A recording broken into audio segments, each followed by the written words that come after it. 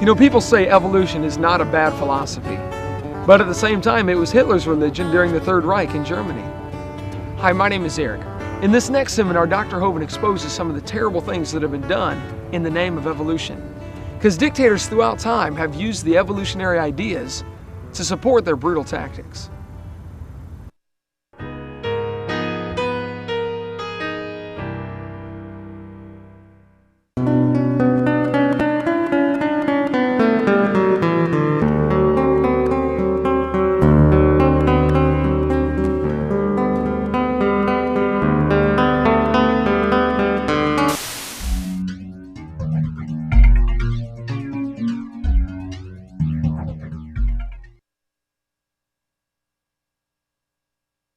I taught high school science for 15 years, and now for 14 years I've been an evangelist, traveling and doing seminars on creation, evolution, and dinosaurs. And tonight we're going to share with you some of the dangers of this evolution theory. I don't leave my gorgeous wife and travel every week of the year because I like being gone. Folks, evolution is not just a dumb idea, it's a very dangerous philosophy. I've only got 3 things I want to cover, but it's probably going to take several nights to do that. First of all, I want to tell you what on earth is happening. And secondly, why is the evolution theory dangerous, and what do you do about it? Pretty simple. Okay, what is happening? Tonight as I speak, our president is announcing we're about to go blow up Iraq, I believe, right? The world seems to be coming unglued at the seams. There are wars and rumors of wars every place we look. Why on earth would Joseph Stalin order the execution of 14,700 Polish prisoner of war officers? I thought there was a Geneva Convention. Why do you order the execution of prisoners of war? Why did Hitler order the execution of nearly 6 million Jews, plus others? Why did Pol Pot, the leader in the Cambodian Khmer Rouge, order the execution of 1/3 to 1/2 of his entire population, his own people? He killed them. Why? Why would somebody do that? Why would the Australian Aborigines be rounded up like cows and shot so their heads could be put in museums years ago? Why would somebody do that? Why did Kip Kinkle murder his parents, 2 other classmates, and shoot 26 other ones? Why would a student do that? Kip said, if there was a God, he wouldn't let me feel the way I do. There is no God, only hate. On May 21st, 1998, 15-year-old Kip Kinkle, a student at Thurston High School, that's in Oregon, near Eugene, allegedly entered the school cafeteria and fired more than 50 rounds from a semi-automatic rifle. 26 students were injured, 2 killed. Later, the bodies of his parents were found in his home. He was then arrested and taken to a police headquarters where he attempted to murder a detective during his questioning. Kip said, if there was a God, he wouldn't let me feel the way I do. There's no God, only hate. Why have we had nearly a 1,000% increase in violent crimes since I was a boy? I remember the days when you did not have to lock your house. We'd go off on vacation for 2 weeks. I never had a key to my house growing up. Never did have a key. I don't know if it even had one. You didn't need one in those days. Why would there be such a horrendous increase in unwed birth rates, and so much of our moral structure is just simply unraveling? What on earth is happening? Eric Harrison Dylan-Klebold made a videotape prior to the Columbine shootings. On that tape, they said, talking about one of the football players, he doesn't deserve the jaw evolution gave him. Look for his jaw, it won't be on his body. These 2 boys were very strong believers in evolution. They did the shooting on Hitler's birthday on purpose. They shot Isaiah Shoals just simply because he was black. They shot Cassie just because she believed in God. Same thing with Rachel. What happened? Why would somebody do this? What's going on in our thinking? Well, the newspaper article in Columbine High School said, the clothes may give a clue to the thinking of these teenagers. The autopsy said one of the boys' shirts said natural selection on the front. Interesting. Textbooks used in Escambia County, Florida, this textbook, says evolution and natural selection go together. This textbook says natural selection causes evolution. Well, just what is this natural selection? Oh, you see, Adolf Hitler thought he would speed up the process by eliminating the inferiors. Hitler honestly thought he was doing the world a favor. So did Joseph Stalin. So did Pol Pot. Why do people do these things? So what is wrong with our thinking? Right after the Columbine shooting, almost instantaneously, 5 more students from within the Springfield School District were arrested for threatening to murder students. principals, or teachers. In the adjacent school districts, more students were arrested for violent threats, and in one case, an elementary school boy shot 5 of his classmates with a BB gun. Could it possibly be that what we're teaching them is causing this behavior? You know, what you believe determines how you behave. If you're raised up in a head-hunting society, and you're taught from the time you're a boy, if you go off to war and shoot somebody, you ought to kill him and cut off his head and eat the brains because you get his spirit. I mean, if you really believe that, guess what you're going to do when you go off to war? Your behavior is determined by your beliefs. What you believe determines how you behave. It's always been that way, and it's no different today.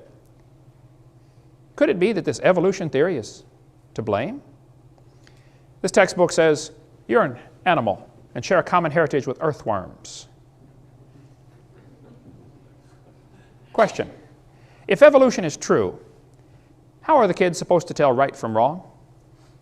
I spoke in a public school in Pennsylvania one time. A kid sat on the second row and he said, "Mr. Hovind, I'm an atheist." I said, "Really?" He said, "Yep, there is no God." I said, "Well, tell me, son, are you sure?" He said, "Yep, I'm sure." I said, "Well, son, do you know everything?" He said, "No." I said, "Do you know maybe half of everything?" He said, "No." I said, "Okay, well, let's just pretend that you know half of everything. Is it possible that God exists in the other half you don't know?" Brand new thought rattled around in his brain for a while and got lost, I believe. I said, "By the way, son, if there's no God, how do you tell right from wrong?" He said, "Oh, that's easy." He said, "I determine what's right and wrong." He said, "I'm the God of my own universe." I said, "I'm glad to hear about that, son, because I'm going to shoot you in 5 minutes." He said, "You can't do that." I said, "Oh, yeah, I can. You see, I'm the God of my own universe. And I decided it's fine for me to shoot you." Question: exactly how do we tell right from wrong? In the first couple of seminar tapes, we talked about a variety of topics like the Big Bang Theory, how it's a big dud. We talked about the Garden of Eden, and we talked about why the earth cannot be billions of years old, and why did the people live to be 900 years old before the big flood came. We talked about dinosaurs, and students are being lied to about dinosaurs. They did not live millions of years ago. And on tape number 4, we talk about a whole bunch of lies in the textbooks. Now here we're going to talk about what's happened in the last 150 years since evolution became a popular theory. What on earth is happening? And what you can do about it. We'll get to that eventually. We're going to review some of what we covered on tape number 4, some of the lies in the textbooks, and then go on into how it carries into some practical steps we can take. What do you do about it? We covered in the last sessions how that James Hutton wrote a book in 1795, and he said the earth is millions of years old. Now during the late 1700s, most folks believed the Bible, and most folks thought the earth was about 6,000 years old, because if you add up the dates in the Bible, you're going to get about 6,000, 4,000 BC, not millions. So James Hutton came along and caused people to doubt the earth was 6,000 years old. Then his book had a very strong influence on a lawyer from Scotland named Charles Lyell. Charles Lyell wrote a book in 1830, and in his book he developed what we call today the geologic column. Cenozoic, Mesozoic, Paleozoic, and maybe you saw the movie Jurassic Park, named after the Jurassic layer. This whole thing was made up by Charles Lyell in 1830. And the geologic column does not exist any place in the world, except in the textbooks. It's pure imagination. It doesn't exist. But all of evolution theory is based on that dumb geologic column, made up in 1830. This fellow said, "I myself have little doubt that in England it was the long-age uniformitarian geology and the theory of evolution that changed us from a Christian to a pagan nation." He's right about that. And England is a pagan nation. And folks, I don't know if America ever was a Christian country or not, but it's not now. That's right. We are a pagan nation also. What has happened? Charles Lyell's book had a very strong influence on a young preacher named Charles Darwin. Darwin graduated from Bible college to be a preacher. In 1859, after 22 years of writing, Darwin finally published his book, The Origin of Species. We'll get into more of that later, the real title to the book. Darwin's philosophy was strongly influenced by people like Charles Lyell, people like Thomas Malthus. Malthus had written a book that said, there are more babies born than can possibly survive, so it's best if the weakest die off. That greatly influenced people like Charles Dickens when he wrote the Christmas Carol. Remember the scene in there where Scrooge said, well, if he's going to die, let him die then, and decrease the surplus population. Remember that line in there? I don't think you can understand the Christmas Carol, the history behind that, until you understand how evolution ties in. James Hutton's book made people doubt the earth was 6,000 years old. Along came Charlie Lyell, and people began to doubt the flood. Because instead of the flood making all those layers, they said, oh, maybe each layer is a different age. And then along came Charles Darwin, and people began to doubt the Creator. And so by the mid-1800s, the Western world, at least, was left in a bad situation. They said, well, if there's no God, who's in charge? Well, it must be us. This led directly to the rise of humanism. Humanism is the teaching that there is no God, so we must be God. We make the rules. We decide what's right and wrong. For the next 50 years, after Darwin's book came out, many isms arose in the world: Marxism, Nazism, communism. These things, communism would have been just a footnote in a history book if it hadn't been for evolution coming along at the right time. We never would have heard of communism, most of us wouldn't, if it hadn't been for Charles Darwin coming along and giving justification to that dumb idea of communism. Hoyle said, I'm haunted by a conviction that the nihilistic philosophy, which so-called educated opinion chose to adopt following the publication of The Origin of Species, committed mankind to a course of automatic self-destruction. A doomsday was then set ticking. I agree, Fred. Once you start believing there's no God and we're in charge, then we're in trouble. Right.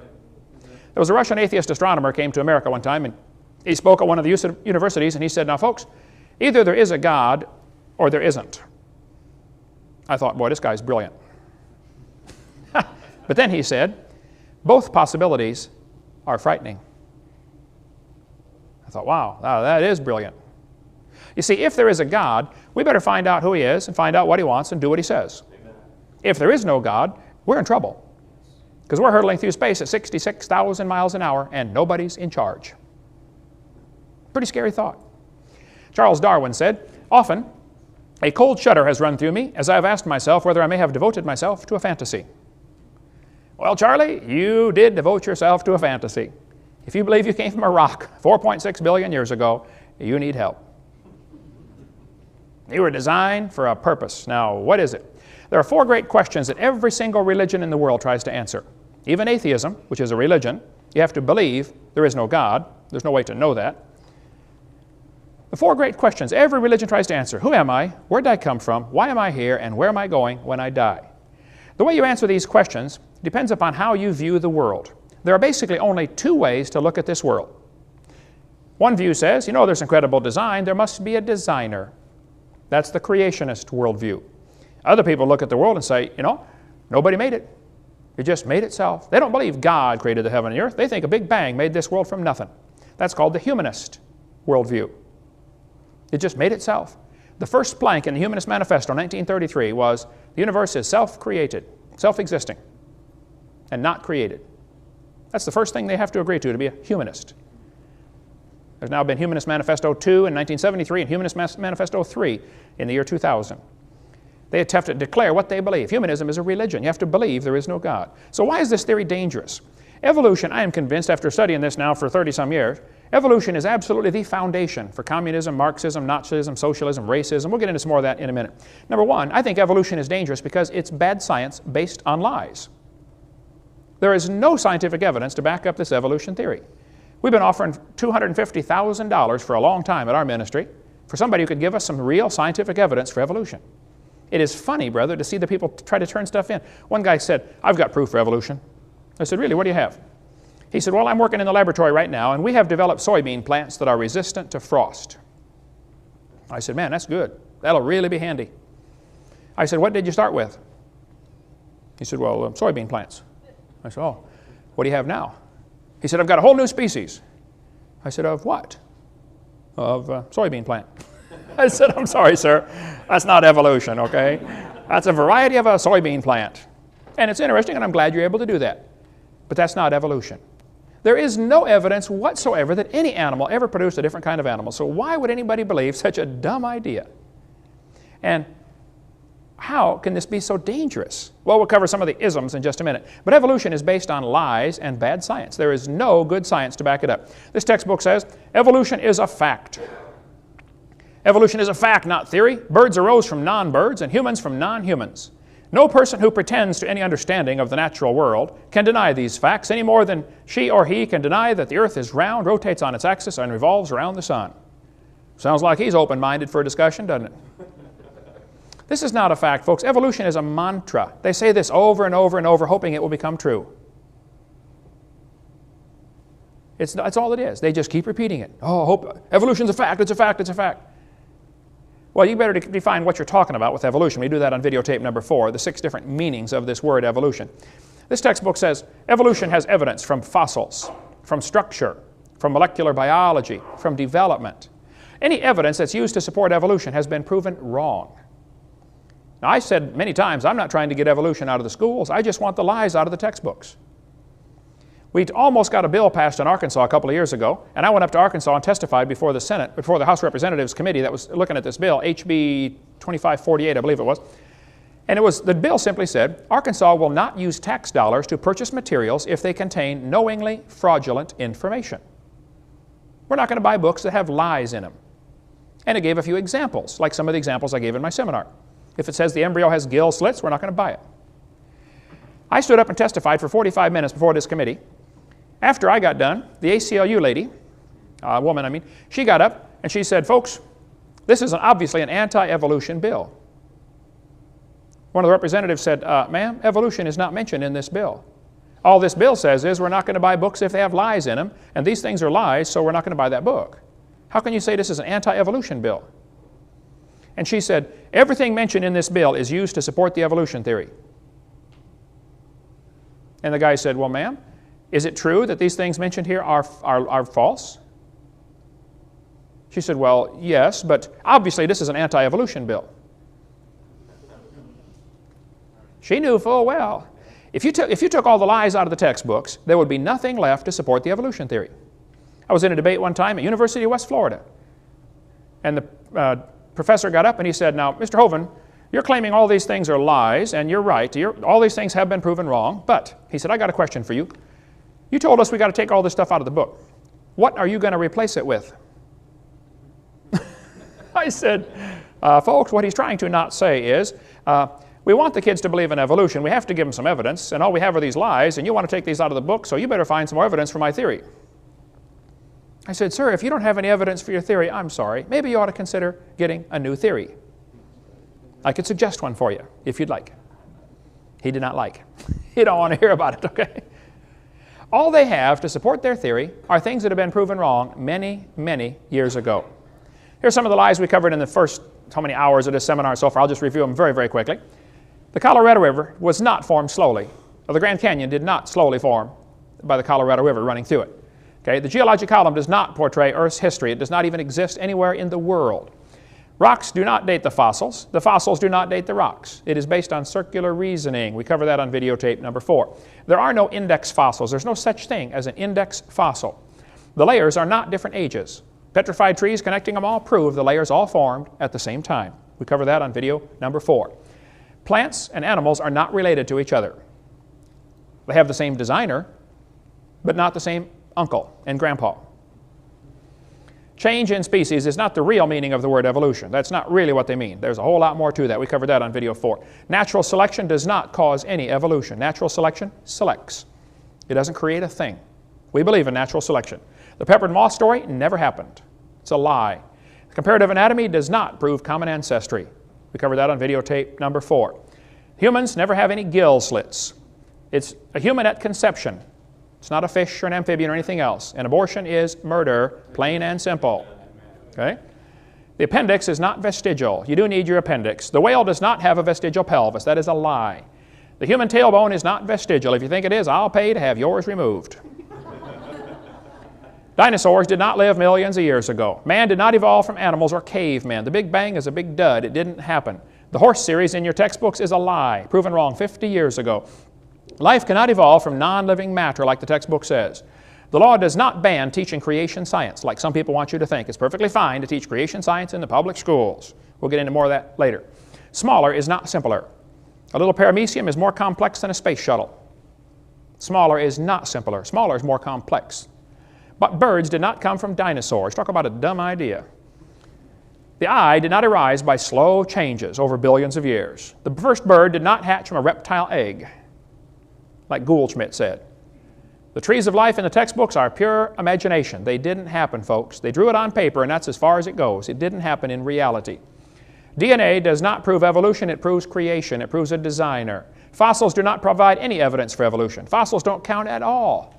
You find a bone in the dirt, you can't prove that bone had any kids, let alone kids that lived, and certainly not kids that were different than the grandparents. Fossils simply are a dead-end street. They don't count for evolution. The Earth is not billions of years old, and the Earth was never a hot molten mass. The Pangea theory that's taught in your books never existed. They say, all the continents used to fit together. I get that all the time. Oh, do you think all the continents used to fit together? Used to touch each other? I said, well, they still are. Just the low places are full of water. I mean, the continents are still connected, you know. What do you mean, did they? Hello. They still are. Animals and plants are designed, not adapted to their environments. There are no simple living organisms. Life did not arise 3.5 billion years ago like the textbook says. The sun did not form before the earth like the textbook says. Scientists have not made life in the laboratory. Snakes do not have vestigial legs. The earth never had an oxygen-free atmosphere like the textbook says. No animal is related to any other kind of animal. DNA is more than just chemicals. It carries information. Mutations do not improve the species. Similar bone structure does not prove a common ancestor. It proves a common designer. Amino acids do not prove relationships. Humans are not related to chimps. Darwin did not prove evolution. Textbooks do not teach kids to think critically. They teach them to not think at all. Arranging animals on paper does not prove a thing. Archaeopteryx is not part reptile. It's 100% bird. Feathers did not evolve from scales. It's not just the religious fundamentalists who disbelieve in evolution. Most folks disbelieve in evolution. Evolution is not a light which illuminates all facts. There is no evidence for the magnetic reversals at the ocean floor. The Constitution does not discuss separation of church and state. Does not discuss that. The Supreme Court did not ban creation. Let's give a little bit of the history of what really happened. In the 1800s, almost all the textbooks were thoroughly packed with information about creation, Christianity, godly teaching. Kids memorized Bible verses. I remember in public school in Illinois growing up, we memorized Bible verses and said prayer every morning. Didn't hurt the kids a bit. Helped them quite a bit. Back then, kids got in trouble for their own spitwads. Today, it's for bringing guns and shooting people. It's a different world, and some of you older folks know what I'm talking about. It has changed radically. In 1925, Tennessee passed a law that said you cannot teach creation, you cannot teach evolution. It actually banned the teaching of evolution in the public schools. It's called the Butler Act. The ACLU, which is the American Communist Lawyers Union, decided they wanted to test this law. So they ran an ad in the paper, said, we're looking for a teacher willing to claim that he taught evolution so we can have a trial to try to get this law overthrown. A guy named John T. Scopes volunteered. He said, I don't know if I taught evolution or not, but I did sub for a biology class one day, and I think all we had was a study hall, but if you want me to go testify that I taught evolution, I'll do it. So John Scopes went on the trial, lasted 10 days in the hot July, Tennessee summer. After 10 days, John Scopes was found guilty of breaking the law. The law said, you can't teach evolution. He claimed he did, so he's found guilty. He admitted he did. He was fined $100. Case was over. Later, the fine was overturned on a technicality, but the judgment was not overturned. The evolutionists lost the Scopes monkey trial. If you want to read the entire story about what really happened, you can see it right here in this book, The Scopes monkey trial, the world's most famous court trial. And by the way, if there's a movie circulating around your school called Inherit the Wind, you better be real careful about that. That's a dangerous movie. That does everything they can. It twists everything about the trial to make the Christians look dumb. You want to read word for word every word that was spoken there? Here it is right here, the court transcript verbatim. You can get it from Bryan College in Dayton, Tennessee. The Dayton courthouse is still there with a big museum where you can go out through and see where it actually happened. If you go north of Chattanooga about, 70 or 80 miles, you can get to Dayton, Tennessee. Been through there a bunch of times. There's a good a good book expose about the Inherit the Wind movie that circulates around. And just about every year, this is shown in public schools here in Pensacola, where they try to teach the kids the Christians were dumb and they lost the trial. They changed all sorts of things about that. And you ought to be up in arms over that being shown to your kids. You can sign a statement saying, I don't want my child shown the movie Inherit the Wind. Have it notarized and take it into the school. They won't show your kid. You say it's against my religious convictions to lie to my kids, and that movie's a lie. Okay? But I guarantee it'll be shown this year and next year and the next year. I saw it about 4 times growing up before I realized what a lie it was. You want to get the material from Bryan College, there's their phone number, or from George Serrell, who has an excellent article about the Inherit the Wind, what really happened in the book the real trial compared to the Inherit the Wind movie, which is just baloney. Or you might want to get the book Ride to Glory. You can get it through our ministry. I don't read novels much, but this one is incredible. This guy said, what if the Scopes trial was redone now, in the 21st century, at a modern university? Whew. Brother, I couldn't put it down. I mean, I read a lot of books, but this one, I never should have started it, man. I couldn't. I didn't sleep for 4 days trying to finish that. I wasn't quite that. In 1968, the last law banning evolution was overturned. Now keep in mind, there were many laws against teaching evolution until 1968. There's never been a law against teaching creation. The laws banned evolution. In 1980, the state of Arkansas passed a law and said, we want balanced treatment. If the teacher teaches evolution, they must also teach creation. Give it balanced treatment. The court in Arkansas, 8th Circuit Court, I believe, struck that down and said, nope, this law is unconstitutional. They didn't say you couldn't teach creation. They just said you can't demand equal time. And the atheists started going around saying, see, you can't teach creation. That's not what the law said. It's not what the court said. They never said you can't teach creation. They just said you can't require that the teachers teach creation. If we passed a law in Florida that said the teachers are required to breathe, I bet that law would be struck down because, I mean, you probably ought to breathe, but they can't require that you breathe, right? And that's what happened with the Arkansas law. Then Louisiana passed a law requiring teachers to teach creation if they taught evolution. Again, balanced treatment. Supreme Court struck this one. It went all the way to Supreme Court. Supreme Court struck it down. After the 1987 ruling by the Supreme Court, Stephen Jay Gould, who hated creationists and had a set of my tapes on his shelf. I went up and visited his office. His secretary was there. She said, yeah, he's got your tapes right here, Mr. Hovind. I never did get to meet him. He died a few years ago. He knows better now. He's no longer an evolutionist. But Stephen Gould said after the verdict, he said, no statute exists in any state to bar instruction in creation science. It could be taught before and it can be taught now. They never said you can't teach creation. The court said you can't require it. That's all. And don't let anybody tell you different. That's what the law, that's where it stands right now. Michael Zimmerman said, and he's an evolutionist, he said the Supreme Court ruling did not in any way outlaw the teaching of creation science in public schools. Quite simply, it ruled that in the form taken by the Louisiana law, it's unconstitutional to demand equal time for this subject. Creation science can still be brought into science classrooms if and when teachers and administrators feel it is appropriate. Numerous surveys have shown that teachers and administrators favor just this route. And in fact, creation science is being taught in science courses throughout the country. Eugenia Scott is the president of the National Center for Science Education. Boy, what a lousy name. They're not in favor of science. They're in favor of defending evolution is all. She said, the Supreme Court decision says only that the Louisiana law violates the constitutional separation of church and state. It does not say that no one can teach scientific creationism, and unfortunately, many individual teachers do. Some school districts even require equal time for creation and evolution. Here's the web page, the head of the front home page on the National Center for Science Education. Welcome to the home page of NCSE, a non-profit, tax-exempt membership organization working to defend the teaching of evolution against sectarian attack. We are a nationally recognized clearinghouse for information and advice to keep evolution in the science classroom and scientific creationism out. That's why they exist. I spoke in Berkeley last November, Berkeley, California. That's where these guys are located. I went and visited the National Center for Science Education. It's a little bitty storefront building. They had, I think, 4 or 5 employees, all crammed in this little building. I thought, this is the National Center for Science Education. Oh, yeah, property's expensive in Berkeley, I understand, good place for them. I went in there, they didn't know who I was.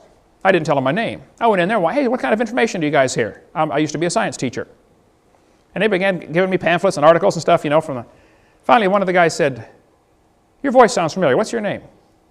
I said, Kent Hovind. He said, I thought so. They taped a piece of paper on the floor. It says, Kent Hovind stood here. And I understand they won't walk on it. They walk around it. One of the guys came to all 10 hours that I lectured at Berkeley and asked me question after question after question. Look, these folks are not the enemy. Now, they do work for him, but they're not the enemy, okay? Satan is the enemy. They're just blinded, that's all. They're willingly ignorant, like the Bible says. But even the National Center for Science Education knows it's okay to teach creation if you want. William Provine said, teachers and school boards in public schools are already free under the Constitution of the United States to teach about supernatural origins if they wish in their science classes. Laws can be passed in most countries of the world requiring discussion of supernatural origins in science classes and still satisfy national legal requirements. And I have a suggestion for evolutionists. Include discussions of supernatural origins in your classes and promote discussion of them in public and other schools. Come off your high horse about having only evolution taught in science classes. The exclusionism you promote is painfully self-serving and smacks of elitism. Why are you afraid of confronting the supernatural creationism believed by the majority of persons in the U.S. and perhaps the worldwide? Good question. Why are they so afraid of this topic? I speak in public schools all the time. I'm telling you, some schools, though I can't get into, they are just absolutely afraid of having a creationist come in. There's no reason to fear. The fact is, most folks don't believe in evolution anyway. The fact is, there's no law saying you can't teach creation. Just go ahead. You don't know. It is against the law for the public school teacher to use tax dollars to try to convert the kids to be a Buddhist or Catholic or Baptist or something else. That is against the law. But it's not against the law to discuss creation. Provine said, shouldn't students be encouraged to express their beliefs about origins in a class discussing origins? If you're discussing origins, then let's discuss origins. But see, in the mind of the evolutionist, your answer must be naturalistic. Suppose I said, I want you to explain how computers came to be, but you cannot use man as your answer. I want a naturalistic explanation of how computers came to be. Well, you're dead in the water right up front because of the definitions I gave. And the evolutionist says we have to explain how the world got here, but we can't use supernatural as an explanation. Well, duh. And what we got here is like two computers arguing with each other. Does man exist? They can't see him, they can't touch him, they can't feel him. But he does exist. See, it's obvious the creator would be outside of the creation. He's above and beyond. He's not affected by what he created. God created time, space, and matter. He's outside of time, space, and matter. God's not affected by time. This is not 2003 in heaven. There's no time. And after we get to heaven, one of the first things you're going to do is flip your watch off and fling it over the side. You won't need that. There's no time there. We sing all these songs, you know, when we've been there 10,000 years. That's baloney. It's a good song, I like it, but we're not going to be there 10,000 years. We're just going to be there. Now, my brain can't handle that thought, but, you know, I can think about thinking about it. This public school teacher said, I'm a public school teacher, Mr. Hovind. I went to a conference today, and we were all given a new science textbook to use in the conference. It's called Sciences by Triffle and Hazen and John Wiley and Sons. On page 611, it said this: to what extent do you think that parents should have the right to decide which scientific theories and ideas are presented in schools? To what extent do you think parents ought to have the right to demand that opposing religious views be taught as well? Should the views of creationism, which are primarily based on one particular type of Christianity, be given special consideration? It's getting more difficult to say the truth all the time. The teachers now are being trained in sessions to how to handle creationists. I know this, they work very hard to make you feel like you are the only one complaining. When I went to meet the lady in charge of the science curriculum here in Pensacola, Florida, when I first moved to town, I've been complaining about some of the lies in the textbooks and the science curriculum, and she said to me, Mr. Hovind, you are the only person in the county complaining about this. I thought, there's what, 128 Baptist churches in this town, plus all the other flavors? I mean, what's everybody doing? Aren't we supposed to be the salt of the earth? Man, salt irritates. Go irritate somebody. That's our job. Teachers can teach creation science in the classroom if they want. There's never been a law against it. Not only can you teach creation science in the public schools, you can teach it right out of the Bible. There's no law against reading your Bible in public school or bringing your Bible to public school. Or you can teach or devote a class to religion, and you can have the textbook be the Bible. We know the effects what happened in '63 when the Bible was taken out and evolution was put in the schools, but we got deceived by the ACLU. In 1963, the Supreme Court banned the use of the Bible to get kids saved, which is not good, obviously, but it's a lot better than what the ACLU led us to believe. They did not throw the Bible out. We have thrown the Bible out because we have allowed ourselves to be deceived by the ACLU. You might want to get the website, BibleInSchools.net, and get the information by Elizabeth Rittenauer. She helps people start Bible classes in their public school. Preacher, how'd you like to go every day and teach a Bible class to the public school kids at Tate or at Scambia High? Wouldn't it be awesome? You can do it. She knows how to cut through all the red tape and get it done. ACLU, well, we could talk a long time about that. Call BibleInSchools.net, get a hold of Elizabeth, or get the book from us, Teaching Creation Science in Public Schools. And it's certainly fine to do that, and many schools do. States can require teachers to discuss evolution. They can do that. They set the state standards. The state school board or the legislature will rule and say, this is what we want the kids to know by 3rd grade or by 5th grade or by 7th grade. They have state standards. And they sometimes include evolution. The kid must know about evolution by 8th grade. Now the problem is, the atheists are really good at packing that committee. That way you only have to have 5 or 6 atheists in the whole state, and you can control what all the kids are learning. And then the Christians wait till the books are chosen to meet the standards and get in the classroom, and then we complain about the books in the classroom. You're about 3 years too late. State standards are going to be selected for Florida textbooks in the next 2 months. This is the time. It'll affect the books that they buy in '94, September '94. Now is the time to do something. The states cannot require them to discuss creation. It's already been tried many times. And I've seen so many people waste enormous time and money on an effort trying to force creation into the schools. I'm telling you, you're wasting your time. It's not going to happen. And the atheists love it when a campaign gets started to say, we're going to make the schools teach creation. They love that. They just let you spend all your money and waste all your time and then defeat you in the last 5 seconds. You're not going to go anywhere. The teachers may discuss creation if they like in their class. They've always been allowed to do that. You might want to get a hold of the website textbookreviews.org. Mel Gabler. They've for 40-some years have been doing research on public school textbooks and what's being taught. Mel said, the courts allow states to require discussing scientific weaknesses in evolution theory, but not requiring discussing evidence for creation. You can't make the teacher talk about creation, but you can require them to talk about the weaknesses in the evolution theory. That's a start. In the landmark decision back in 1963, the court held, it certainly may be said that the Bible is worthy of study for its literary and historic qualities. Nothing we have said here indicates that such study of the Bible or religion, when presented objectively as part of a secular program of education, may be effected consistently with the First Amendment. Supreme Court said, the Bible may constitutionally be used in an appropriate study of history, civilization, ethics, comparative religion, or the like. Eighth Circuit Court ruled and said, permitting public school observances which include religious elements promotes the secular cause of advancing the students' knowledge and appreciation of the role our religious heritage played in the social, cultural, and historical development of civilization. Teachers already possess the flexibility to present a variety of scientific theories about the origins of mankind and are free to teach any and all facets of this subject, 1987 Supreme Court. The court further ruled, teaching a variety of scientific theories about the origins of mankind to school children might be done with a clear secular intent of enhancing the effectiveness of science instruction. California State School Board said, discussions of any scientific fact, hypothesis, or theory related to the origins of the universe, the earth, and of life, the how, are appropriate to the science curriculum. They're telling their teachers, if you want to talk about creation, do it. Can't be more clear than that. If you want to keep up on the latest of what's happening in education, you might want to watch the video Crisis in the Classroom from Eagle Forum, Phyllis Schlafly's organization. Now, I would disagree with Phyllis on several philosophical things, but I think she's done a great job with this video here on what's happening. So what do people say? What about the separation of church and state? Doesn't the Constitution say that? There's no such phrase mentioned in the Constitution. That phrase is found mentioned in a letter that Thomas Jefferson wrote to the Baptist Association in Danbury, Connecticut. The Constitution does not talk about separation of church and state. That's a lie. Jefferson said, the First Amendment has erected a wall of separation between church and state. That's from his letter, not from the Constitution. By the way, this wall is a one-dimensional wall. It keeps the government from running the church, but makes sure the church Christian principles will always stay in government.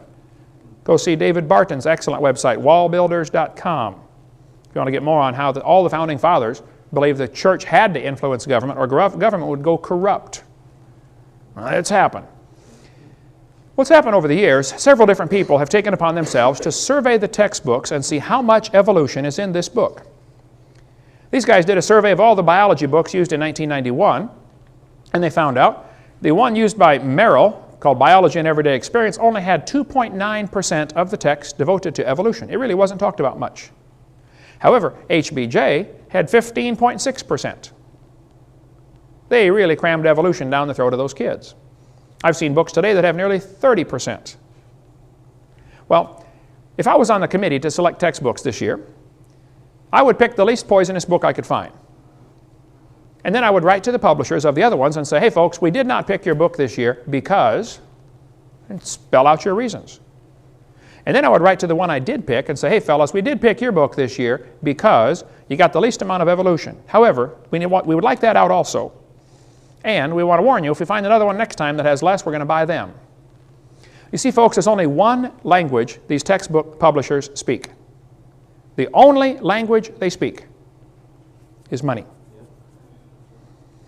Now, if you were the CEO at HBJ, Harcourt Brace Jovanovich, and you got letters from all over the country from people saying, hey, we did not buy your book this year because guess what you're going to do next year? Only language they speak, brother. If you want to get an excellent book on some of the lies in the textbooks to see what you ought to be watching for, get this one here by Jonathan Wells, excellent book on icons of evolution. Or you may want to get the book by the Gablers. They've spent 40 years discussing lies in the textbooks and what you can do about it. Excellent ministry in Longview, Texas. Go to textbookreviews.org or to crsc.org. They've got a newer review of the more modern textbooks. Mel wrote me a letter, said, Dr. Hovind, thank you for using our book. What are they teaching our children? You'll be interested to know that in the 39 years of work, we've never seen publishers so sensitive or schools so receptive to our textbook reviews and ranking. We're pleased to recommend Harcourt Scott Forsman Elementary Science. They are much less dogmatic on evolution than the others we reviewed. Mel says the publishers are scared to death of their letters of recommendation because they know the sales of those that aren't recommended plummet in the States. But here's what happens. They only work in Texas. Texas is one of the largest publishers of largest buyers of textbooks in the nation. So the publishers will publish all these books, spend millions of dollars publishing these books. They try to sell them. If Texas doesn't buy them, do you think they're going to burn them? No, they're going to go peddle them off in some other state that's not looking. The Gablers have a crew of folks. They'll help find errors in the textbooks. Like a book might say, George Washington was Abraham Lincoln's vice president or something like that, Dumb stuff. And they're not about to throw that book away. I mean, they spent a lot of money printing that thing. Nice, beautiful paper, colored pictures. They're going to find some state that's not looking. So if you're in some state other than Texas, you better really be on the lookout. Get a hold of the Gablers and they'll tell you which ones to watch for. And they work on a donation basis, and don't be a tightwad with them. Send them $50 and say, here, send me your letters of recommendation. Adolf Hitler said, let me control the textbooks, I'll control the state. What's in these books anyway? And what can I do to fix this problem? Well, this chart shows how the atheists have rated the different states in America and how well they teach evolution. They think here in Florida we're doing a lousy job of teaching evolution. Yay. They think the folks in Minnesota, where I was yesterday morning, are doing a wonderful job teaching evolution. You ought to be ashamed of yourself in Minnesota. Get that junk out of your textbooks, okay? You can get creation materials and put them in your library. Bert Wagner up in Iowa, knows how to cut through all the red tape and get this done. Get a hold of Bert and say, well, how do I get public schools to accept creation books? One guy wrote me a letter and said, Dr. Hovind, your video series was bought for our local high school, Waverly High in Ohio. When I went to check out video number 5, I found someone had hidden the box of seminars and debates unopened and underneath a desk by a back wall. I was told by the librarian that she was told not to put them out for the students to find. My 18-year-old daughter witnessed this. We were very upset, but I was told it was proof that the enemy was trying to void and hide the truth. My daughter has since graduated and don't know if those tapes are available to students or not. So if you do donate something, be sure to check and make sure it is, kept on the shelf. I went to one big university one time and I spent probably an hour going through their computer search system looking for how many books they had on evolution. It was like 18 or 1900 books about evolution. And then I searched to see how many books they had about creation. This is a big university library. Not one book. I searched every author that I know, and I know most of them. I went to the librarian and I said, I noticed you got 1,800 books on evolution, but you don't have any books on creation. Why is that? She said, there is too a good book in here on creation. She said, I put it in here myself. It's from my church, the Watchtower Society. Oh, brother, we got one Jehovah's Witness book in here and 1,800 teaching evolution. And then they brag about being a liberal university and giving the kids a liberal education. You're lying. A liberal education is when you look at all sides. Let's just discuss all sides and then decide where the truth lies. They don't want to compare evolution with creation because evolution looks stupid next to the truth. There's some practical things we can do, folks, to fix this. Number one, you can demand that the schools cut out the pages with false information. You don't have to get creation in the schools, and you don't have to get evolution out. Just simply get the lies out. You can tell them you want them to glue the pages together, or you can at least put a warning sticker in the front cover saying, kids, the information on page 97 is not correct. Or, list the pages. I volunteered many times, and I'll do it again. If you will send me your textbook, I will check the pages that need to be torn out. I'll make a tape recording while I'm traveling someplace, and I'll hand you the tape, and it'll say, the information on page 84 is wrong, tear that page out, and, page 217 is wrong, and I'll list the pages. And if you tore the pages out of the book, it won't cost the school 1 penny. I'll show you. It's so simple. Because the first objection they're going to say is, oh, this would cost the schools a lot of money. Won't cost them a penny. How many of you would volunteer to tear the pages out of the books and bring your own scissors? Let me see. There you go. So when you go to your school board, hand them a list of 500 names and say, these people are willing. When would you like it done? Won't cost a thing. Look, the book is not sacred. It's made out of paper, If you bought it, the county bought it, it belongs to the school. If you want to tear a page out, that's perfectly fine. I was in a debate with a professor at university. I was just speaking at UWF here a year or so ago, and I mentioned tear the page out of the book, and this one professor said, I don't think we should deface textbooks. I said, well, sir, if you were teaching math and you came across a book that said, 2 plus 2 is 5, what would you do? He said, I would tell the students to mark out the wrong answer and write in the right answer. I said, oh, you would deface a textbook? I said, now, sir, if you were teaching biology and you found a book that said the embryo has gills and that's proven wrong in 1874, what are you going to do? He said, well, nothing. I said, you wouldn't correct it? He said, no. I said, well, then you, sir, are a hypocrite. And you got no business using tax dollars to lie to these kids. You ought to get a different job changing tires or picking peaches and work for a living for a change. Guys like that burn me up, brother. Like a leech, sucking on somebody else's blood that they built, Number 4, you can give the kids my little brainwashed book. There are different people around the country that buy these by the thousand and give them out to people in their schools. One guy from Santa Rosa County bought 3,000 of these books several years ago, gave them to all the kids in the county. They're going to have a hard time teaching evolution for a while over there. Buy some books, or go to your school board and say, would you please vote to purchase this book to go along with our biology book so the kids can see the lies in their books. If the school board buys them, great. If you get them more than 10, you get them for $1 a piece. If the school board says, no, we don't want those books in school, then you run a full-page ad in your paper, stop by the following address and pick up the book the school board banned. Now the kids will get it and read it. Yeah. Florida has a law. They've changed the number now. It used to be 233.09E, I believe, but they changed it so people couldn't find it, I guess.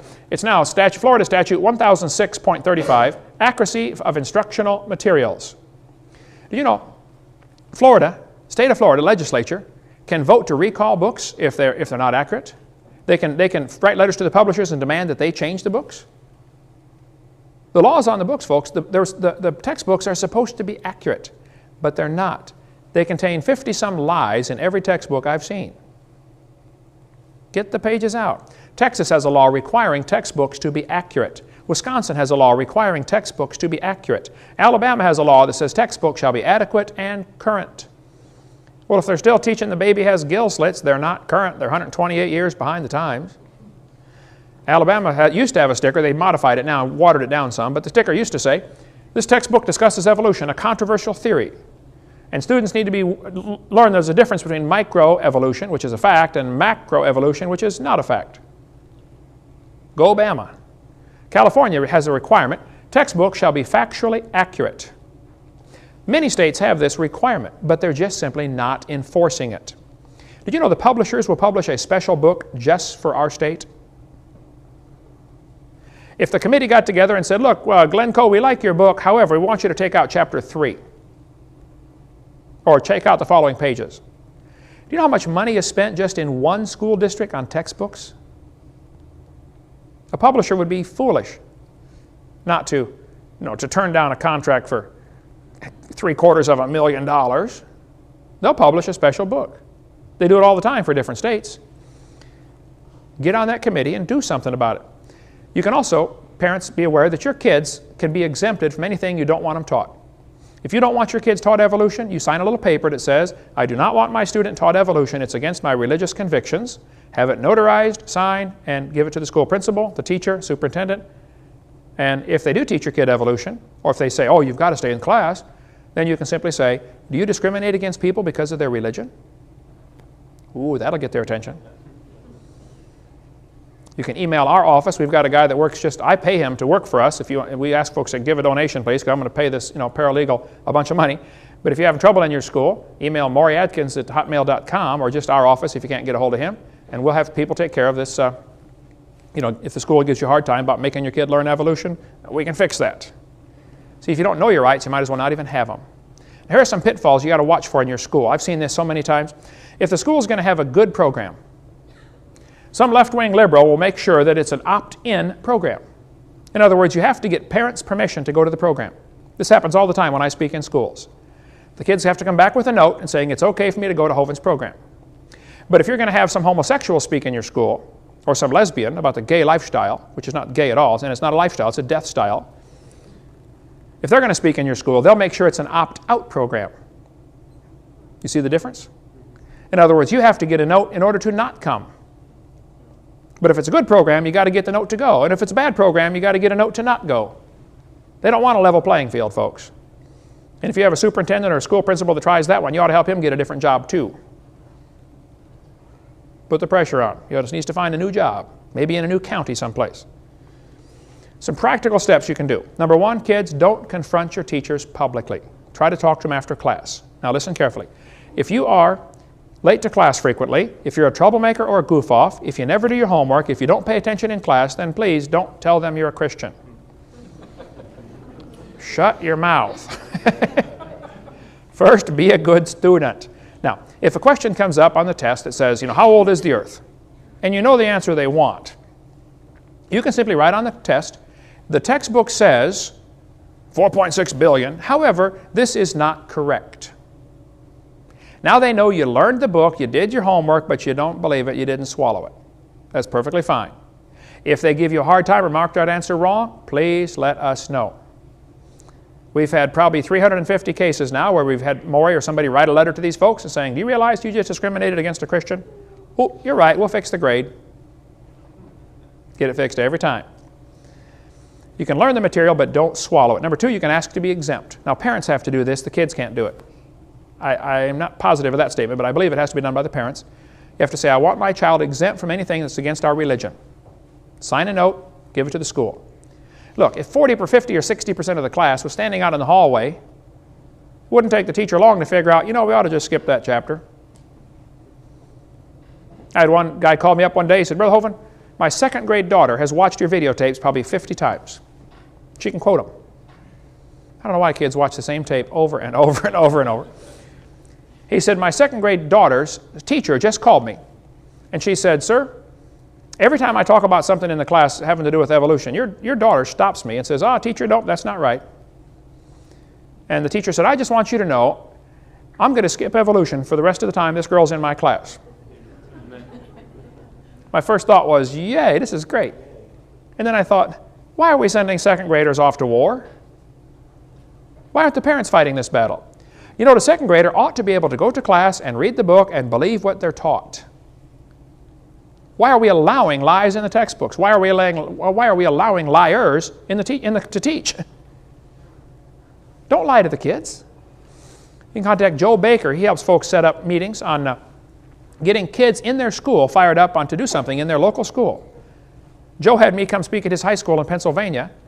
They had an auditorium, seats about 1,000 people. They had 1,500 people come. The principal was pulling his hair out, nervous as a cat, thinking the fire marshal's going to come, arrest me and throw me in jail, They turned away like 300 people at the door, said, no, you can't get in. And I spoke for over 2 hours at that public high school in Pennsylvania. Joe Baker arranged the whole thing, and he's been on fire for God ever since. Get a hold of him and say, what can I do in my school? If you're a public school student and you want to do something, Joe can help you get going. Some practical steps. You can give your teachers a video to watch at home. You can pray for them. Teaching is a tough job. My brother's in his 34th year. He said, Kent, it's not fun anymore. I can't wait to quit teaching. I'm sick of this. Teaching public school up in Illinois. My mom retired from teaching public school. You can invite your teachers to a creation seminar. You can have them call me with any questions. You can ask my secretary, Martha, sitting right there. I take questions all day long and half the night. I'll be glad to help. You can ask them to have a creation speaker speak in your public school. I've got a list of about 8 pages of names of other people that speak on creation. We'll be glad to get somebody to you as quick as we can. Some of you could run for school board. You could influence the textbook selection committee. You could pass or enforce the laws requiring books to be accurate. The Bible says the fear of man bringeth a snare. And we got a bunch of Christians that are scared to do anything for fear somebody might not like them. Duh, we're supposed to be Christians, you know. They didn't like the disciples very well, or Jesus himself, did they? Our job is to do what's right. Leave the results up to him. Okay, you can try to convert the teachers or the students. You could write letters to the editor. That's what got my whole ministry started, brother.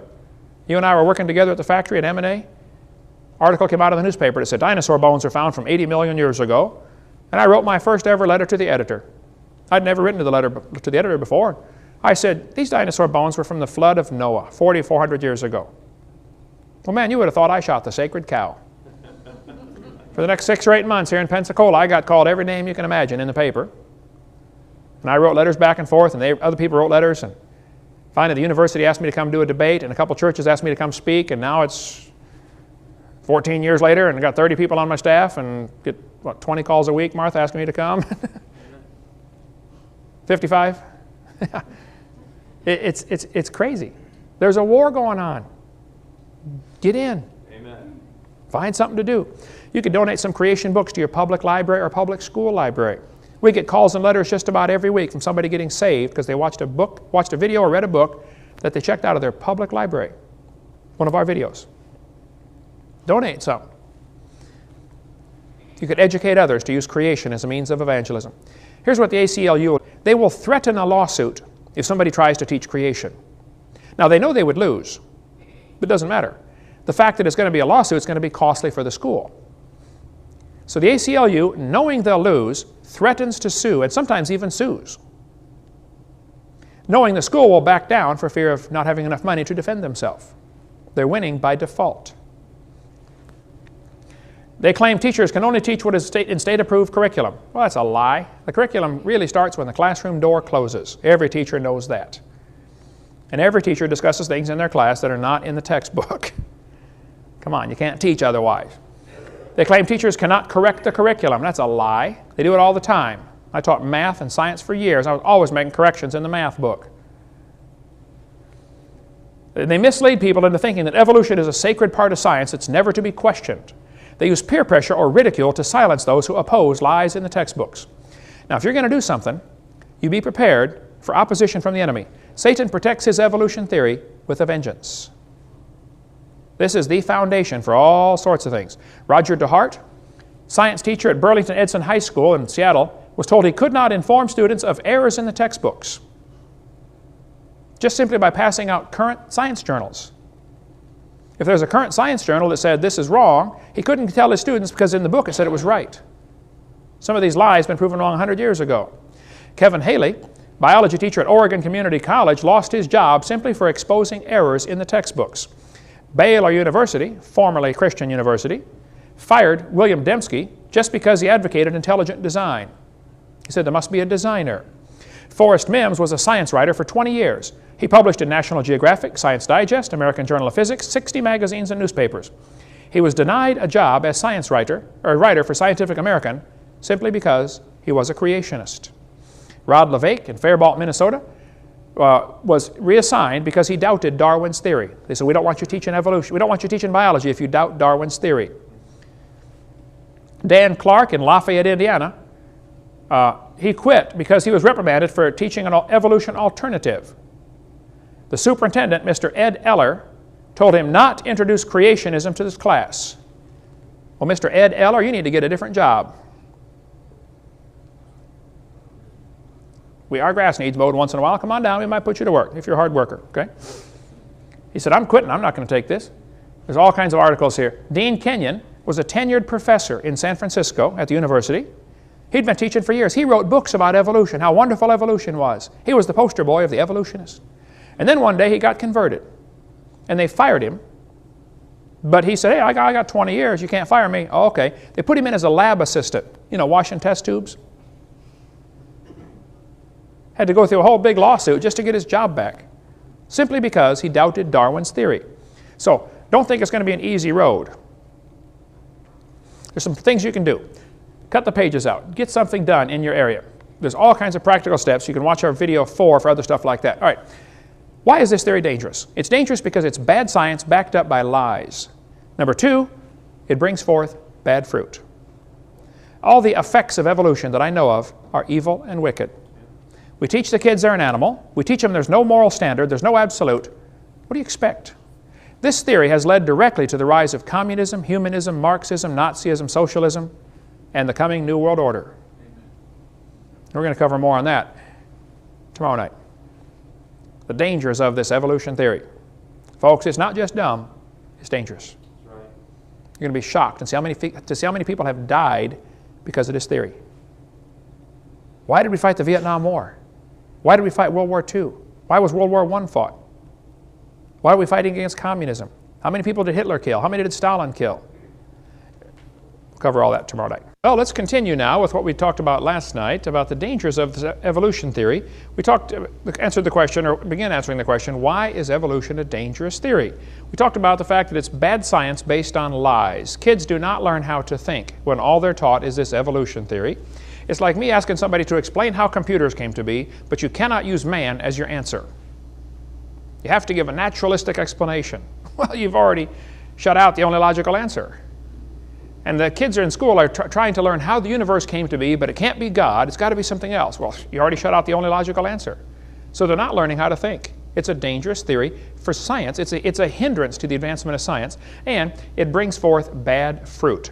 The Bible says an evil tree, every good tree which bringeth forth good fruit, but a corrupt tree bringeth forth evil fruit. A good tree cannot bring forth evil fruit, neither can a corrupt tree bring forth good fruit. Evolution is the foundation philosophy for humanism. The idea that man is God of the universe. The humanist philosophy is talked about in Romans chapter 1. It says, they did not like to retain God in their knowledge, so God gave them over to a reprobate mind to do those things which are not convenient. You ought to read all of Romans chapter 1 and see the steady slide people go down once they reject God as the creator. This fellow said, do humanists believe in a supreme being? Emphatically, yes. That supreme being is man. Humanists have no knowledge of any being more supreme. Well, I would be glad to introduce them to one if they'd lie. I know one. Amen. It's a whole lot more supreme. I mean, can you imagine if the infinite God could fit in your little 3-pound brain? It wouldn't be very big, and he sure wouldn't be worth worshiping. Man, the God that I worship is beyond comprehension. Amen. I mean, he tells us a lot about himself, but your brain just can't handle it. Neither can mine. So, this guy said, the turning point in history will be the moment that man becomes aware that the only God of man is man himself. Some of these guys think they are God. Boy, that was Hitler's philosophy. I'm God. I'm God. I'm God. I'm God. I'm God. I'm God. Hey, Gabriel, come and listen to this. Ha, ha, ha. We're not such big stuff, folks. George Wald, the Nobel Prize winner, said, I will not accept that, talking about creation, philosophically, because I do not want to believe in God. Therefore, I choose to believe in that which I know is scientifically impossible. Spontaneous generation arising to evolution. He said, I know it's not possible, but the only other alternative is God did it. And I don't want that, so I'll believe the impossible. Well, you're going to feel awful stupid for eternity, knowing you missed the opportunity to live forever with the creator of the universe because you were willingly ignorant, just like 2 Peter says. This guy says, we no longer feel ourselves to be guests in someone else's home. He's talking about God. This is Rifkin, who's one of those tree huggers who writes all kinds of books about, save the environment, kill all the people, but save the environment. Jeremy Rifkin said, we no longer feel ourselves to be guests in somebody else's home, and therefore obliged to make our behavior conform to a set of pre-existing cosmic rules. It's our creation now. We make the rules. We establish the parameters of reality. We create the world, and because we do, we no longer feel beholden to outside forces. Talking about God, of course. He said, we no longer have to justify our behavior, for we are now the architects of the universe. We are responsible to nothing outside of ourselves. So we are the kingdom, the power, and the glory forever. Wow is right. The Bible said in 2 Peter, in the last days, scoffers would come that would be willingly ignorant of how God made the heavens and the earth was standing into the water and out of the water. We cover all that on video number 2. The Bible says the scoffers are going to be walking after their own lust. You know, the only reason people reject God is because of their lust. There's no scientific reason to reject the Bible. There's no scientific reason to reject the creation account. There's no scientific reason to reject the idea that there's a creator. But some people just don't like the idea of God telling them what to do. The idea of God chaps their hide. Well, I tell them they better get some Vaseline, man. They're going to need it because we're going to be judged by the very God you don't believe in. This guy says, we take the side of science in spite of the patent absurdity of some of its constructs, in spite of its failure to fulfill many of its extravagant promises of health and life, in spite of the tolerance of the scientific community for unsubstantiated just-so stories, because we have a prior commitment, a commitment to materialism. He said materialism is an absolute. We cannot allow a divine foot in the door. A professor that I had in Illinois Central College in East Peoria, Illinois, wrote a really cool article years ago. It was two computers arguing with each other, does man exist? Showing the absurdity of two humans trying to argue, does God exist? The computers couldn't see man, so therefore he didn't exist. And they were going through all kinds of explanations of how, you know, they gradually got all this circuitry by blind chance. The same kind of dumb arguments the evolutionists do, trying to explain how life arose by chance. What happened? Satan put it into the heart of some of his followers that they should build a kingdom and rule the world. And they really have serious plans to build a world empire right here. And you and I do not fit in. Matter of fact, they're anxious to get rid of us, big time, okay? Secretly, Satan plans to use his followers to destroy much of humanity. But then he's going to destroy them also. The communists have done that for years. They always get some revolutionaries to go in and take over a country. And the first thing the communists do when they take over, they kill the revolutionaries that killed everybody else because they can't trust them. And Satan is using some of his followers, and they've got it in their head that they need to reduce the population of the planet. We cover all that on videotape number 1 or in our college course, CSE 101. We cover that in great detail, how that there are people who think we should reduce man's population here to 1/2 billion. You can go to Elberton, Georgia and see the Georgia Guidestones where it says right on there, maintain humanity under 1/2 billion. Right now there are 6 billion. They want to reduce the population by about 95%, according to Ted Turner. I said, well, go ahead, Ted, you first. You just get off anytime you want. Now, if evolution is true, then who owns the world? Who makes the rules? How do we determine right from wrong? I've asked people all over the place, how do you tell right from wrong if evolution is true? There simply is no possible way to tell right from wrong. It's a real simple question, but they have no answer. You can't tell right from wrong if evolution is true. If man is God, and this is what evolution means, then man makes the rules and the strongest survive. Might makes right. There's no way to tell right from wrong. I had a professor tell me one time, there are no absolutes. I said, are you absolutely sure? Blew his little brain. Now let me think for just a minute. How can I be absolutely? Yeah, of course there are absolutes. Kids today are wandering around in this world with no moral anchor because they don't know right from wrong. They really don't. There simply is no way to tell. Now folks, there's a war going on and you're going to have to decide which side you want to get on. You can't be neutral in this one. During the Civil War, this one fellow decided he did not want to get involved. By the way, it was not the Civil War, it's Abe Lincoln's War. Another long story. We cover that on CSE 103, okay, the college class number 103. During the Civil War, though, this guy decided he didn't want to get involved. So he put on a Yankee jacket and rebel pants. Said, both sides will leave me alone now. Well, after the battle, he was found dead. His Yankee jacket full of rebel bullet holes and his rebel pants full of Yankee bullet holes. Folks, there's a war going on. You might as well get on one side or the other. Just give it all you got. Give it to your general, okay? You just say, Lord, here I am, reporting for duty. What would you like me to do? Here's the problem, as I understand it. There's a war going on between Satan and God. We are the battlefield. People are going to get hurt. People are going to get killed. You better just get on one side or the other. The decision is very simple. You just decide which side you want to be on and then do whatever your general says. If you want to serve the devil, you just go ahead. If you want to serve God, come on. It's wonderful. Henry Morris has a tremendous book on this topic, The Long War Against God. If you want to understand the history of the evolutionary conflict, this one is awesome. There's another one, I don't know if it's a close second or maybe a tie with this one, called In the Minds of Men by Ian Taylor. One of the best books I've ever read, covering the whole history of this. Why do people think this way? And I encourage people to read good books. Now kids, you're going to be the same person you are 20 years from now as you are right now, except for the books you read and the people you meet. Shut off the TV once in a while and read some books. There are many good books that will influence you forever. Man, I've read books that just changed my life, brother. You come across some, it's like, wow, you're just a different person from then on. Now, the Christians have an incredible advantage in this war. I read the last chapter. We win. Amen. Now, between now and then, it's going to get pretty bad. We're going to cover some things tonight about the New World Order. It might be a little scary. Folks, you don't need to get nervous. I read lots of books about the New World Order. I think I have a fairly good grasp of what's going on. I read about the microchip and all kinds of things happening, and I see the world events, and then I go to sleep. Because Psalm 2 is a great tranquilizer for that. We cover a whole lot more on the New World Order on our CSE class of 103 for college, 4 different college courses that we offer. You can call our website for that. We're going to trace a little bit of the history of the conflict and then tell you what you can do about it. Practical things you can do for your general. God created the world.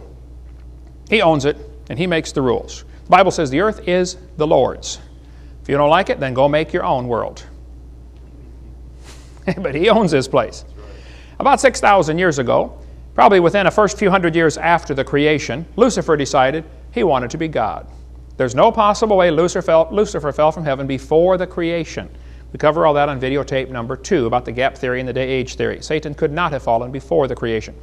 So sometime after the creation, maybe 100 years, Lucifer decided he wanted to be God. So God created the world. Satan rebelled against God and tried to destroy His creation. That's the subject of this session. First of all, it appears that Satan wants to do at least 3 things. He wants to make mankind wicked, so God will have to destroy them. Satan made everybody wicked in the days of Noah, and God had to kill them all but Noah and his family. So Satan works very hard to make people wicked just so that God will have to destroy His creation. That's one of Satan's goals. Number 2, he wants to convince some men to destroy other men. You guys like Adolf Hitler thinking they ought to kill the Jews, and guys like Pol Pot thinking they ought to kill the Cambodians. I mean, people think they ought to kill everybody. You got guys in the Taliban think they ought to kill anybody that won't convert to Islam. And by the way, the Quran clearly teaches if a person will not convert to Islam, they should be executed. We cover all that on video number 7. Now, praise God for the people that are trying to reach the Muslims, and they need the gospel like everybody else. But they're in the middle, they're absolutely brainwashed with this silly idea that if they're a good, faithful member of the Islam, they get to go to heaven and get 72 wives. They never thought about the 72 mother-in-laws. Or having to feed them 72 wives. Talk about it, we could get off on a long rabbit trail. We're going to do a whole videotape someday just on the dangers of Islam and that teaching. Now, the people can be saved and make great Christians. And God loves them, but He hates what they believe. They've been duped. You ought to get the book that we sell in our bookstore called The Prophet. If you want to understand the history of the Muslim church and how it got started, it'll scare you when you realize who started it and why.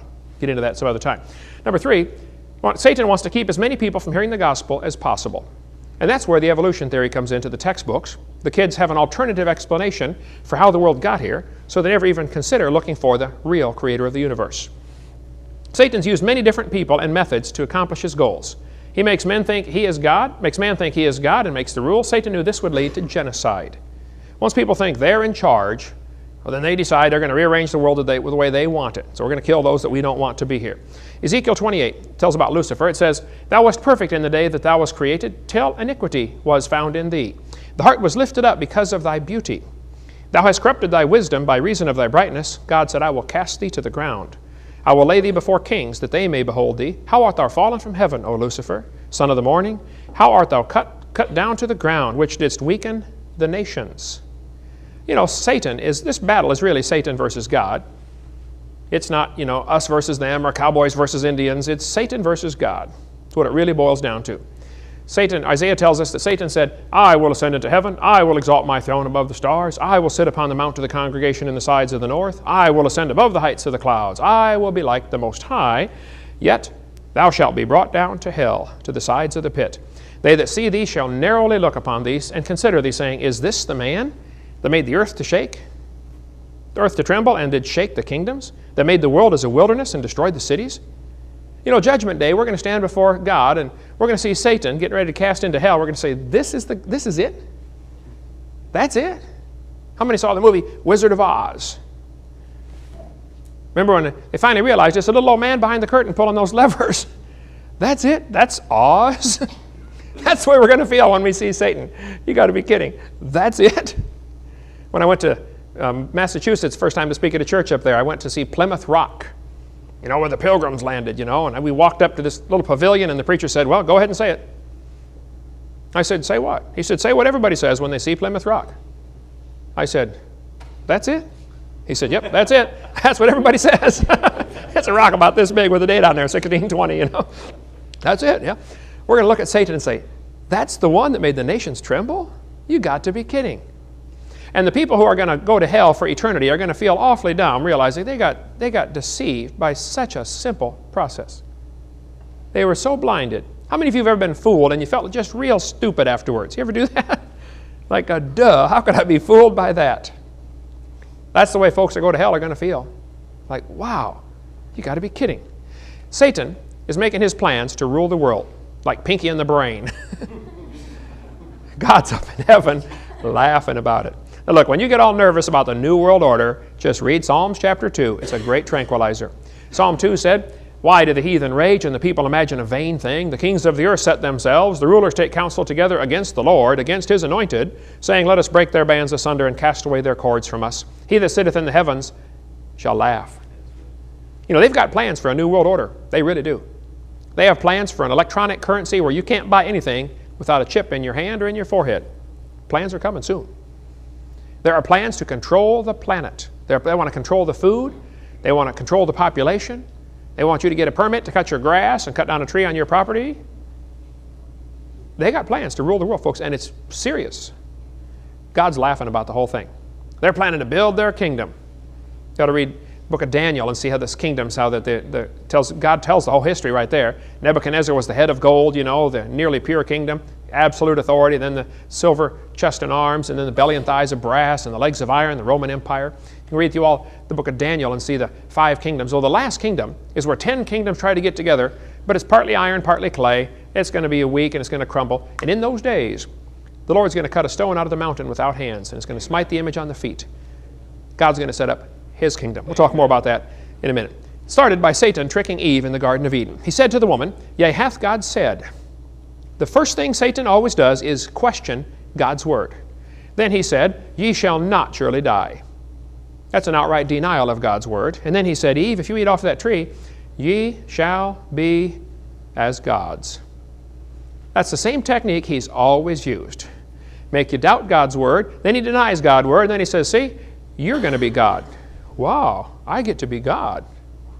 That's what humanism is all about. Satan's plan's always been the same. Make you doubt, deny God's word, and then deify mankind. Tell you, you can evolve. He tried the same thing with Jesus. He said, Jesus, if you fall down and worship me, all these things will I give you. Isn't that what he told him? I'll give you all this stuff if you just worship me. He's a liar. He doesn't own it to begin with. And Satan always promises people things, if you'll follow me. He said, all these things will I give thee if thou wilt fall down and worship me. Jesus answered and said, it is written.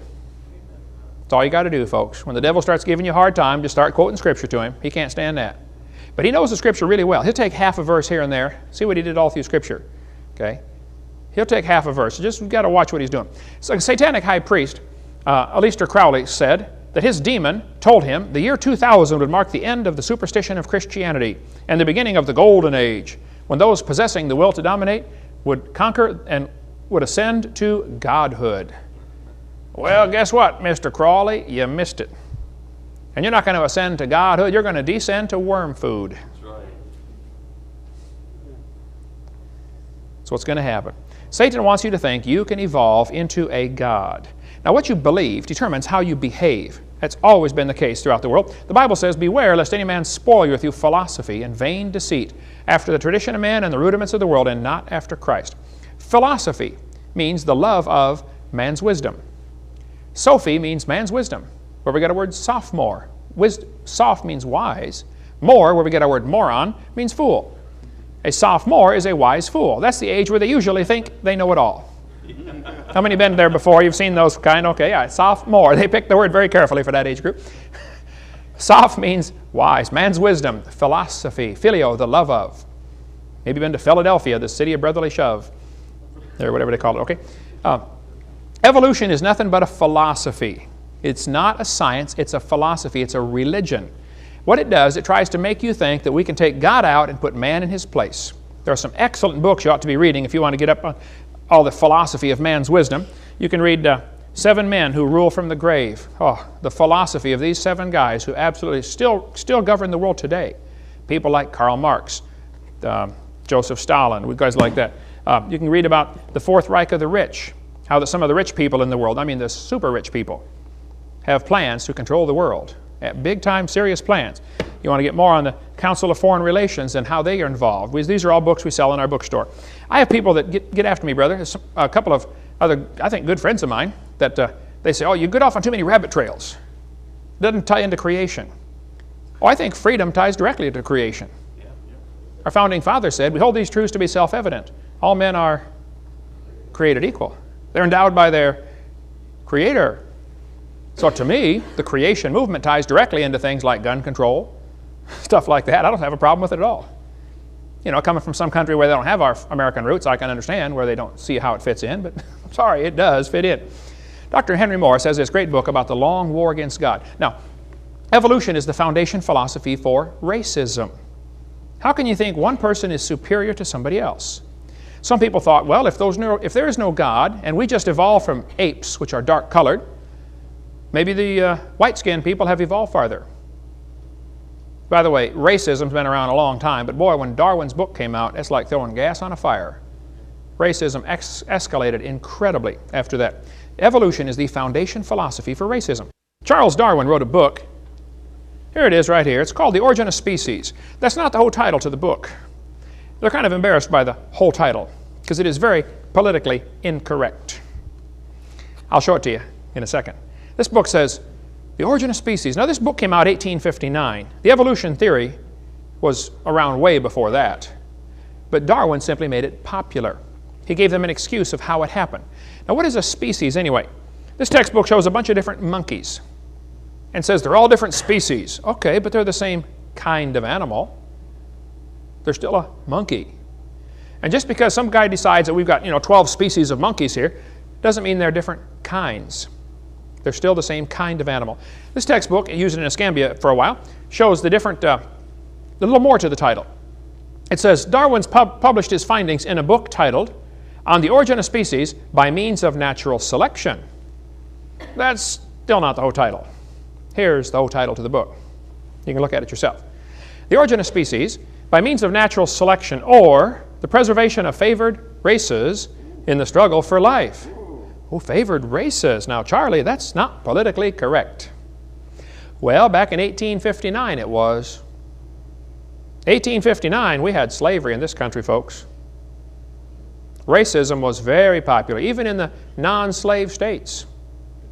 They didn't want them to be enslaved, but they still thought they were inferior in many cases. Darwin thought natives were just advanced animals.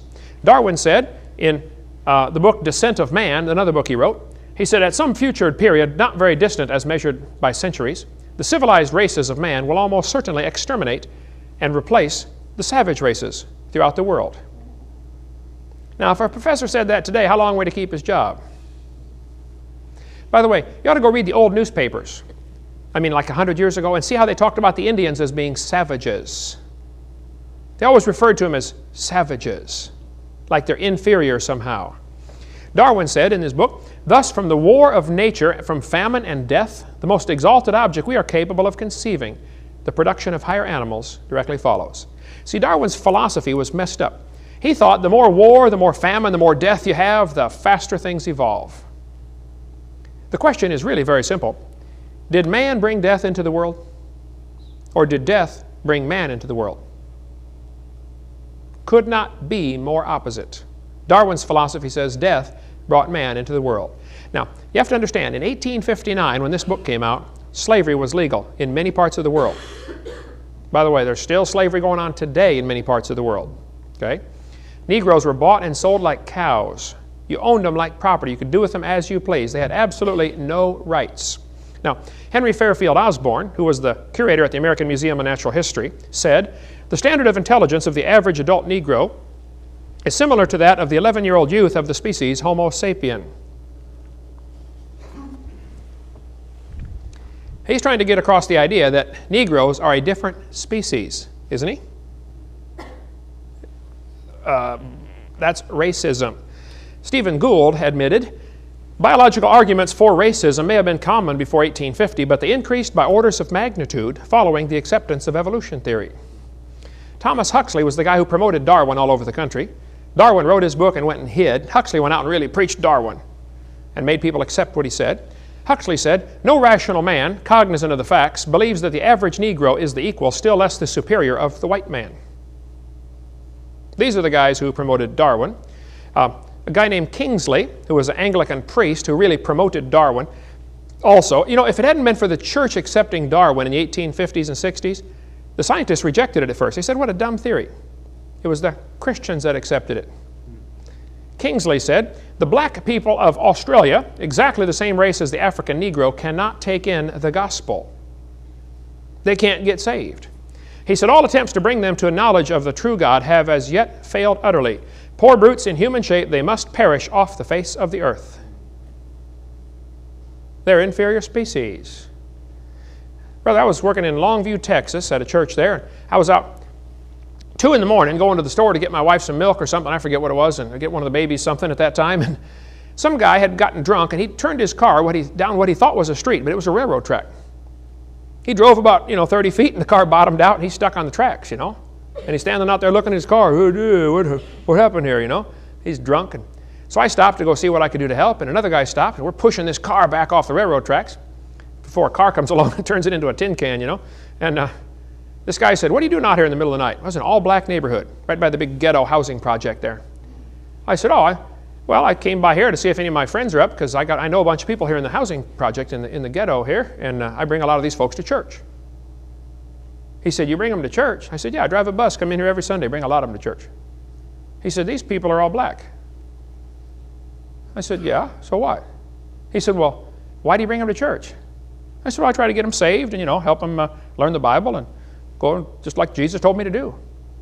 He said, "What do you mean get them saved? They don't have souls."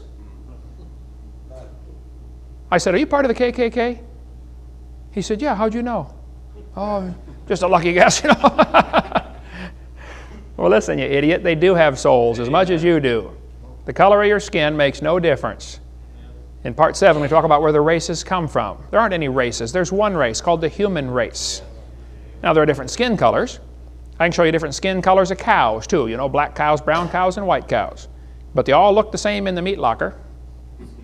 And they all taste the same on the hamburger, okay? And all humans are the same, regardless of the color of their skin. Here's the Mormon Church's teaching, though, about Negroes. The Mormon Church teaches, Negroes in this life are denied the priesthood. Negroes are not equal with other races. It's the Lord's doing. It's based on His eternal laws of justice and grows out of a lack of spiritual valiance of those concerned in their first estate. When I was living over on Burgess Road, I had 2 Mormon missionaries come knock on my door. They said, "Mr. Hovind, we'd like to talk to you about the Lord." I said, "That'd be great. Which Lord would you like to talk about, yours or mine?" They said, "Oh, we worship the same God." I said, "No, we don't." I said, "Tell me, fellas, does your God have a body like mine?" They said, "Oh, yeah." I said, "Well, my Bible says God's a spirit, and they that worship Him must worship Him in spirit and in truth. See, if He has a body, He can only be in one place at a time. But if He's a spirit, He can be in all places at all times, simultaneously." I said, "Does your God live on the planet Kolob, K-O-L-O-B?" They said, "Yeah, we believe He does." I said, "Does your God have thousands of wives?" They said, "Yeah, we believe He does." I said, "Does your God have normal physical relations with those wives and beget spirit babies in heaven?" They said, "Yeah, we believe He does." I said, "Now, do you guys believe that if the spirit baby is a valiant spirit baby, if it's a good spirit baby in heaven, when it comes to earth, it gets a white-skinned body? But if it's a bad spirit baby, it gets a black-skinned body. Is that what you believe?" They said, "Well, you're not supposed to know that, but yeah, that is what we believe." By the way, that is what they believe. I said, "Now, fellas, let me see if I understand this. Now, your God in heaven supplies a spirit baby for every human baby born on earth. Is that right?" They said, "That's right." I said, okay, fellas, now listen. I know you have the little tag that says elder, even though you're 17. But I said, fellas, I've been married 30 years now. I got 3 kids. I've got grandkids. I taught biology and anatomy. I used to raise hamsters. I said, did you know there are 2 babies born every second? 2 per second. 24 hours a day, 7 days a week. I said, and your God supplies a spirit for every one. When does he get time to answer your prayers? Boy, they knocked the dust off their feet, and I guess I was anathema from then on because they never came back, brother. I don't know. I wanted to talk to them some more, but they didn't want to talk to me no more. That's a dumb idea that you could black spirit babies up in spirit babies in heaven. This is dumb. This is crazy, okay? It's not true. We're all equal. This Mormon apostle said, in a broad sense, caste systems have their root and origin in the gospel. It's by divine decree. He said, Cain, Ham, and the whole Negro race have been cursed with black skin, the mark of Cain. That is just silly, okay? This Mormon apostle said, if there's one drop of Negro blood in my children, as I've read to you, they receive the curse. The curse of black skin. That's dumb.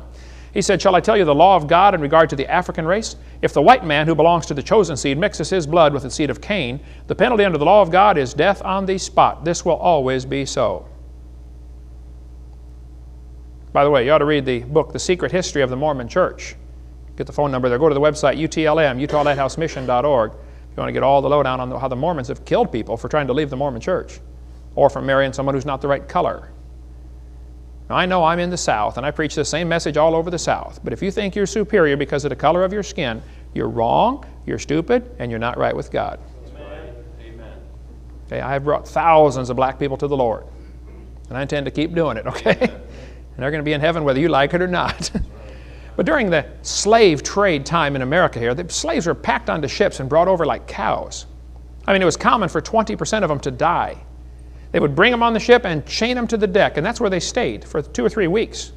I mean, they ate, slept, and went to the bathroom, same place, for 2 or 3 weeks. They didn't get up. Brought them over. Miserable, miserable conditions they brought them into, and then sold them over here like cows. Now, praise God for the good people who tried to take care of them. You know, some people really were good to their slaves. But the whole concept of slavery is based on the idea that one person is superior because of the color of his skin or because of what he believes. This is goes right back to the evolution teaching. Now, some people thought the Aborigines from Australia were inferior because they have bigger jaw bones, which is true. Their jaws are bigger. If you study the jaw of an Aboriginal, the bone structure is heavier. And people say, see, that's proof of evolution. No, it's not. The Aborigines are a nomadic society. They don't want to carry a toolbox around, so they carry the minimum with them, and when they get to where they got to go, they have to make their own tools again. And they use their teeth as a vice. They're constantly using their jaws as well as their hands, anything they've got, okay? And any bodybuilder will tell you, the more you build your muscles, the bigger the bones grow. So a person who's always using his jaws, his masseter muscles, is going to end up with bigger bones in response to that. After a lifetime of using your teeth like they do, you're going to have big jaw bones. It's got nothing to do with evolution. But somebody noticed this back 150 years ago and said, wow, the Aborigines have bigger jaw bones. So they went over and began robbing the graves of the Aborigines to get their heads for museums to be demonstrations for evolution. They treated the Aborigines awful. If you've seen the movie Quigley Down Under, where he brought people over there just to shoot the Aborigines, that kind of stuff really happened. They thought they were just, you know, an animal. These 2 folks went to Australia to collect specimens for museums. Interesting story here in Creation magazine. They said right here, a New South Wales missionary was the horrified witness to the slaughter by mounted police of a group of dozens of Aboriginal men, women, and children. 45 heads were then boiled down and the best 10 skulls packed off for overseas. They shot them just to get their heads for museum displays. Now, why would a museum want a head with a bigger jawbone? As part of an evolution display. Did you know the Smithsonian, I've been told, has 33,000 sets of human remains in their basement right now? They call it the Army of the Potomac. They would find people with the right jaw structures and put them on display in their museum. See, boys and girls, how this ape evolved to the human? When the intermediates, there's another human. You can go downtown Pensacola and line up 10 people and prove the same thing, folks. We could line up folks in this room. Some of you have bigger jaws and smaller jaws and sloped forehead and straight forehead. I had an Italian friend one time. I said, man, I got to look at you from the side. I could put you in a textbook, you know. His head went back like that, his nose stuck out. I said, you're the perfect missing link. Guy had an IQ way up there in the stratosphere, brilliant guy, just had a dumb-looking head, you know. And by the way, the size of the head has got nothing, the brain has nothing to do with intelligence either. There have been some incredibly high IQ people with brain sizes down around 1,200 cc. And there have been some really dumb people with some really big heads with 2,000 cc brains, okay? It's got nothing to do with intelligence. America, though, during this late 1800s, because of the evolution theory primarily, had a large eugenics movement. Eugenics was the idea that we need to purify the race, get rid of the inferior genes, and only let the superior genes produce children. There was actually a sterilization movement. People who were mentally deficient were often sterilized. Couldn't have any children. There was a large eugenics movement until World War II broke out. Galton was Darwin's cousin, and Francis Galton, very influential in the eugenics movement. He said, is the study of the agencies under social control, eugenics is the study of the agencies under social control that improve or impair the racial qualities of future generations, either physically or mentally. That's Darwin's cousin. Now let's improve the race. Here's their logo and their motto, the tree of eugenics. Eugenics is the self-direction of human evolution. They're going to use medicine, surgery, psychiatry, sociology, religion, education, genealogy. They use it all.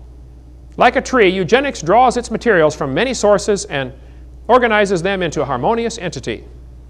They were going to work really hard to improve humanity by eliminating inferior genes. This is a person very involved in this was the one who started Planned Parenthood. We cover more on that on video number 4. In 1904, the World's Fair was held in St. Louis, Missouri. One of the displays on there was a huge display of many people involved in showing the evolution theory. Right here's a picture. At the 1904 World's Fair, 2,000 primitive peoples were put on display. The purpose of the display was to demonstrate the superiority of the white Americans who had evolved further. Peter Jennings, liberal Peter Jennings, wrote a book and mentioned this in there. And if you go to the St. Louis Zoo today, that is on the place where the World's Fair was held, and they're still using some of those same buildings.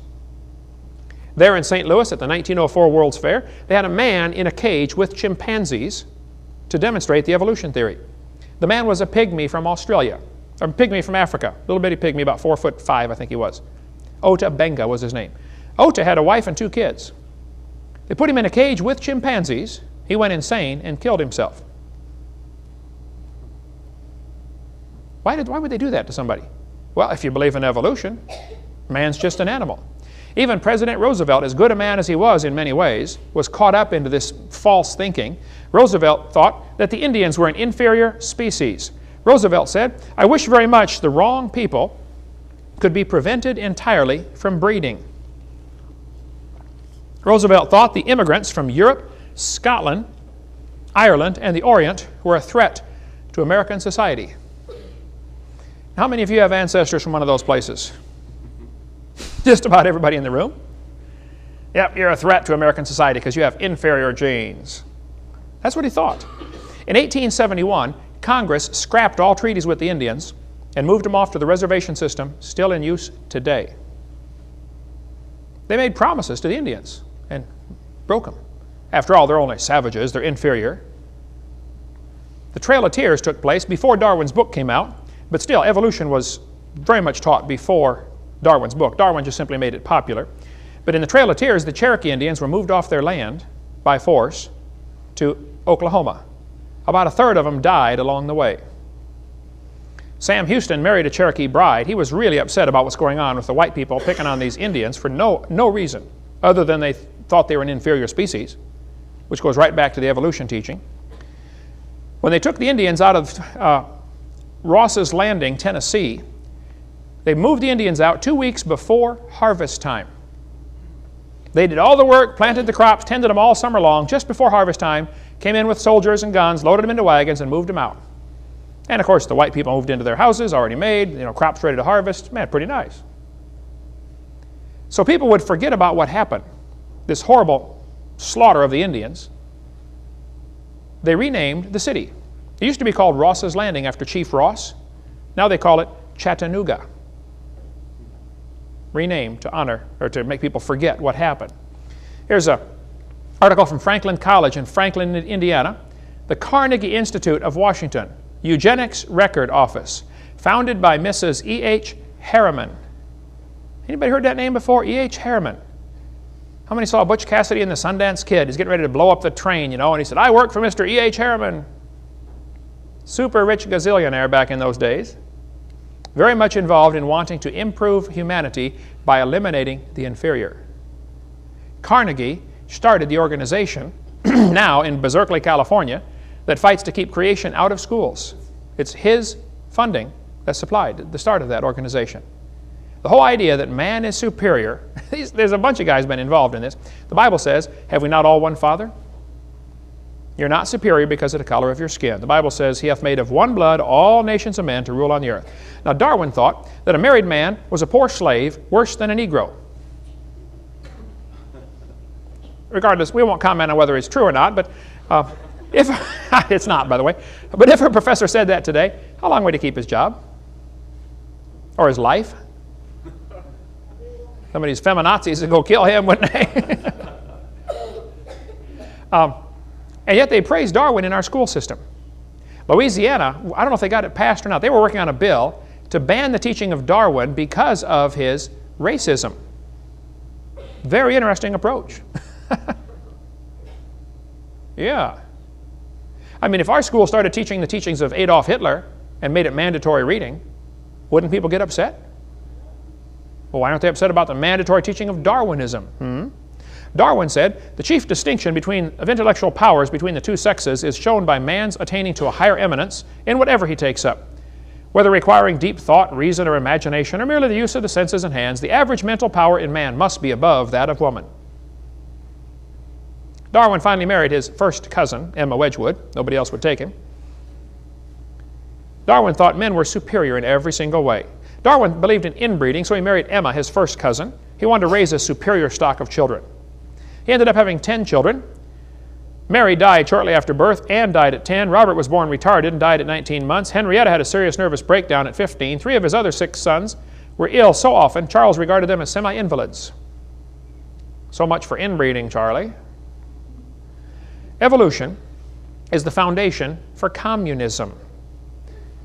Communism, started by a guy named Karl Marx, removes God from authority and puts man in his place. He says there is no God, so man must be in charge. Missionaries have said when they're working in a country and the communists take over, the first thing the communists do when they come into the country, they go into the schools and they start teaching communism? No, they start teaching evolution. They start by laying a foundation of evolution, and then they bring in the teachings of communism. Communism can't thrive in a place where people believe they've got rights that come from the Creator. And the creation movement in America is one of the biggest hindrances to the advancement of the New World Order. And they very much would like to get rid of guys like me who don't believe in evolution. The guy who founded the ACLU, the American Communist Lawyers Union, or the Anti-Christian Lawyers Union, whatever it is, Roger Baldwin said communism is the goal. You ought to read the history of the founding of the ACLU. One of the purposes of that lawyers' movement was to advance the cause of communism. Karl Marx, whose real name was Moses Mordecai Marx Levy, alias Karl Marx, when he was 17 years old, he wrote a beautiful paper telling how much he loved the Lord. High school graduation, he had a paper saying, man, I want to serve God with my life. Then he went off to college. He studied philosophy, and a college professor turned him away from God and turned him on to the teaching of evolution and destroyed Marx's whole philosophy of life. Karl Marx was destroyed by this teaching. You know, 75% of kids from Christian homes that go off to secular schools lose their faith. I meet them by the hundreds all year long. Some college professor destroys their faith. Karl Marx later in life said, my objective in life is to dethrone God and destroy capitalism. Marx based his whole philosophy of communism on the idea of evolution. Karl Marx even tried to dedicate his book to Charles Darwin. From a sincere admirer, Karl Marx. Marx knew his theories would not survive without evolution as the foundation philosophy. They go together hand in glove. Karl Marx had 6 children. 3 died of starvation in infancy. 2 others committed suicide. When Marx died, only 6 people attended his funeral. But his philosophy is still ruling 1/3 of the planet today. You know, 1/3 of the people on planet Earth are under communism right now. Started by a loser who never worked a day in his life, let his own kids starve to death. He was a loser. Karl Marx developed what we call the Communist Manifesto in 1848. You want to take over a country? Here's how communism works. First thing you do is abolish private property. And by the way, this is the real purpose behind the environmental movement in America. They're not trying to save the environment. Some probably are. But the basic idea behind the movement is abolish private property. You got to get their permit to cut down your tree. That's where it's headed, folks. The Bible talks about private property ownership quite a bit. You know, every 50 years you got your property back. You could not lose it forever. Your family's going to get it back. If you're a loser, you're lazy or whatever, you don't pay your bills and they take it away, your family will get it back every 50th year. The Bible talks about having his own vine and his own fig tree. Drink water out of your own cistern, running waters out of thine own well. You know, the solution to pollution in America is private property ownership. Ask anybody that's ever owned a house and rented it out to somebody else. They will understand. Renters don't look at property the same way owners do. How many know what I'm talking about? Okay, there you go. And the more property the government owns, the worse pollution is going to get. Peter Burrell, the president of the National Audubon Society, said, "We reject the idea of private property." Well, he's got a good communist philosophy along with Bill Clinton and Hillary. Here's a pledge of allegiance put up at a public school in Massachusetts. Look at this carefully. "I pledge allegiance to the earth, which I do love and depend on, and to all life and land, air and sea, which is as much a part of earth as me." At a 3rd grade school in Wisconsin, here's the pledge the kids say. "I pledge allegiance to the world, to care for earth, sea, and air, to honor every living thing with peace and justice everywhere." 3 days ago, I was speaking in Minnesota, and I got to see this young man again who's now grown up. But he told me a couple of years ago, Jacob did, he said, "Brother Hovind, when I was in 3rd grade at Johnsonville Elementary School in Blaine, Minnesota, his teacher, Ms. Klobhockey, took down the American flag and made the kids pledge to the earth instead." "Well, Ms. Klobhockey, I will buy you a one-way ticket to the Soviet Union on the condition you use it and you don't come back. Call me anytime. I'll buy you one." I've been to communist countries, folks. Trust me, you don't want what they've got. Now, America has lots of problems, I understand. But I love my country, folks. I fear my government, but I love my country. There are basically 2 philosophies of government. One is based on evolution thinking, which says laws come from man's opinion. How do you decide right from wrong? Oh, man gets together and we decide. Second thing, they say rights are granted by the government, and the government should be the provider. The government provides everything. This is called a democracy. Democracies always become dictatorships. They are horrible forms of government. The government should provide everything. When they were debating about health care here in Pensacola, I heard on the radio, several years ago, talking about a national health care plan. I thought, did you know 70 to 80% of all health care costs are from self-induced problems? Somebody wants to drink or smoke or take drugs, and when they get sick, they want me to pay for it? They were debating on the radio here in one of the WCOA, I think it was, talking about should we have a national health care plan. I called in. I said, I think it was Luke I said, "Hey, Luke, I think we should have I got an idea here." I forget how I started off. I said, I forgot to change oil in my car, and I blew the engine. I think everybody should help me pay for it.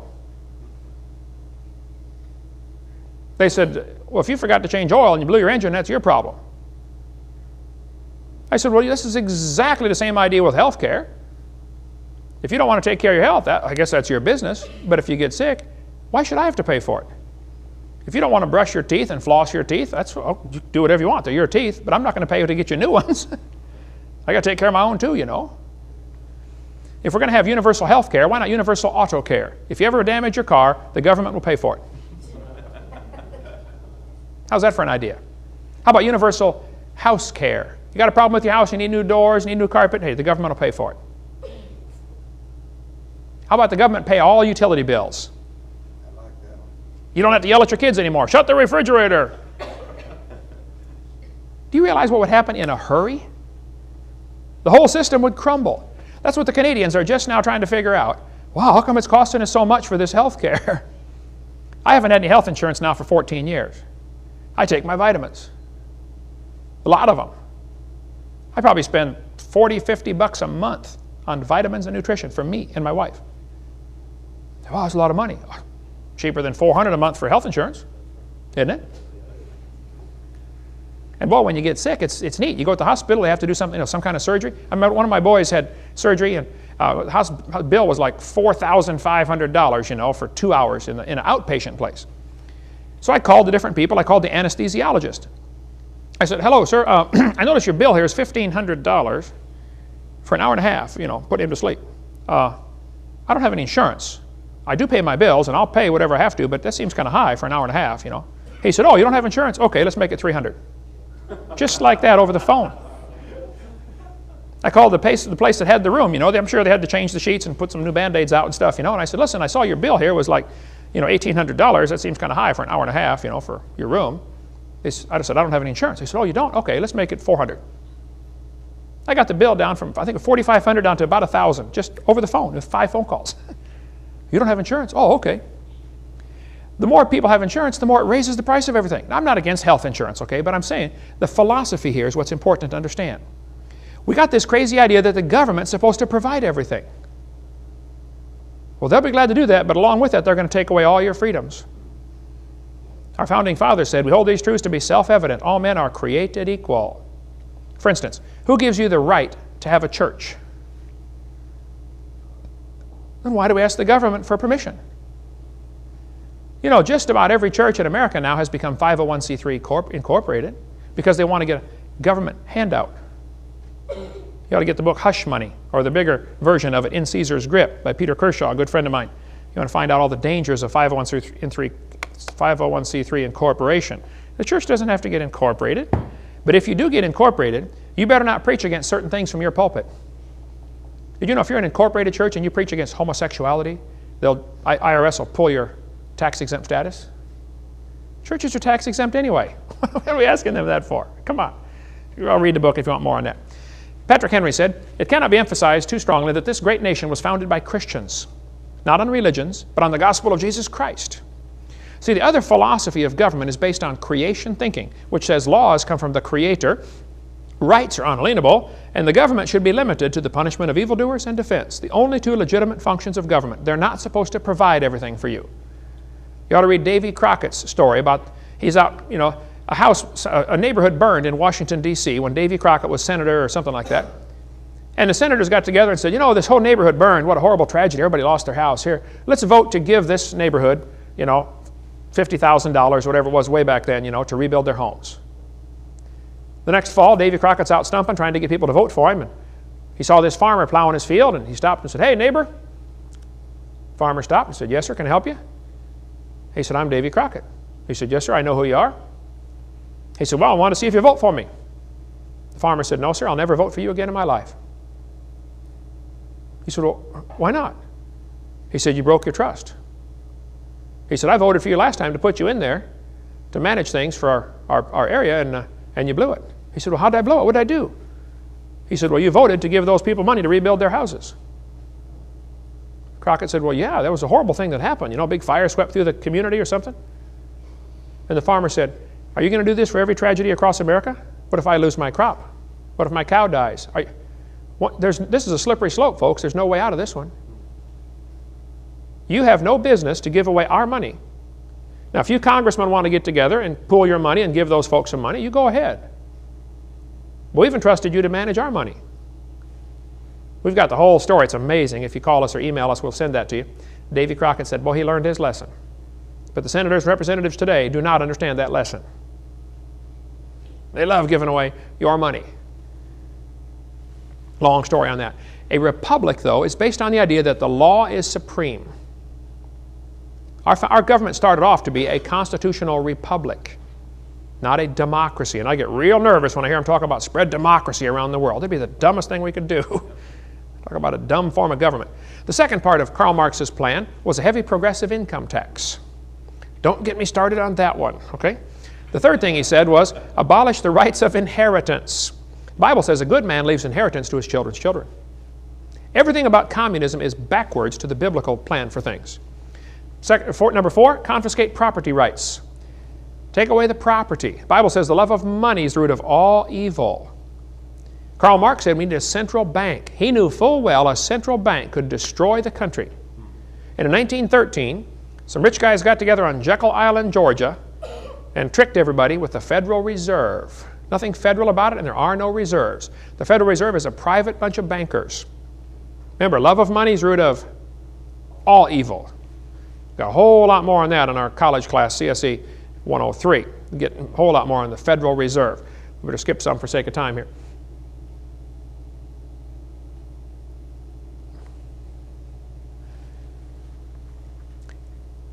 Number 6, government ownership of communication. That's why we have an FCC, Federal Communication Commission. And government ownership of transportation. That's why we now have the TSA, the Transportation Security Administration. I go to the airports. I flew 175 times last year. I'll break that this year. I go to the airports, and there'll be 50 people standing around, to check everything. I went once, and they took my fingernail clipper out, this big. It had a little thing that swings out to clean your fingernails. They said, oh, can't have that. They broke it off. You got to be kidding. I'm going to take over a plane with a fingernail clipper. They're paranoid. Number 7, government ownership of factories and agriculture. Number 8, government control of labor. Number 9, corporate farms and regional planning. Number 10, free education. The public school idea came from Karl Marx. Now, there were public schools before that, I understand, but Karl Marx said the government should do free education for everybody. Well, my PhD's in education. My mom taught for years and retired. My brother's in his 34th year now teaching public school. I speak in hundreds and hundreds of schools across the world. Folks, I'm for education, but I'm dead set against government involvement in education. The government's got no business being involved in education at all. You better read your Constitution, the 10th Amendment. Unless that's spelled out in that document, the government shouldn't do it. We've gotten a long ways away from that. Hitler said, you let me control the textbooks, I'll control the state. Martin Luther said, I am much afraid that the schools will prove to be the great gates to hell unless they diligently labor in explaining the Scriptures, engraving them in the hearts of youth. He said, I would advise no one to place his child where the Scriptures do not reign paramount. Every institution in which men are not increasingly occupied with the Word of God must become corrupt. Well, go walk the halls of the schools, folks. I'm telling you, they have become corrupt. Here's a 1777 public school book, first grade. Here's what they taught the kids in first grade in America. Used in public, private schools. It's a first grade textbook. Here's how they learn the alphabet. In Adam's fall, we sinned all. Back then they made the S like a letter F, okay? Heaven to find, the Bible mind. Christ crucified, for sinners died. The deluge drowned the earth around. Elijah hid, the ravens fed. The judgment made Felix afraid. Public school textbook. Interesting. Here's how the youth, young people, learn their alphabet. A wise son maketh a glad father.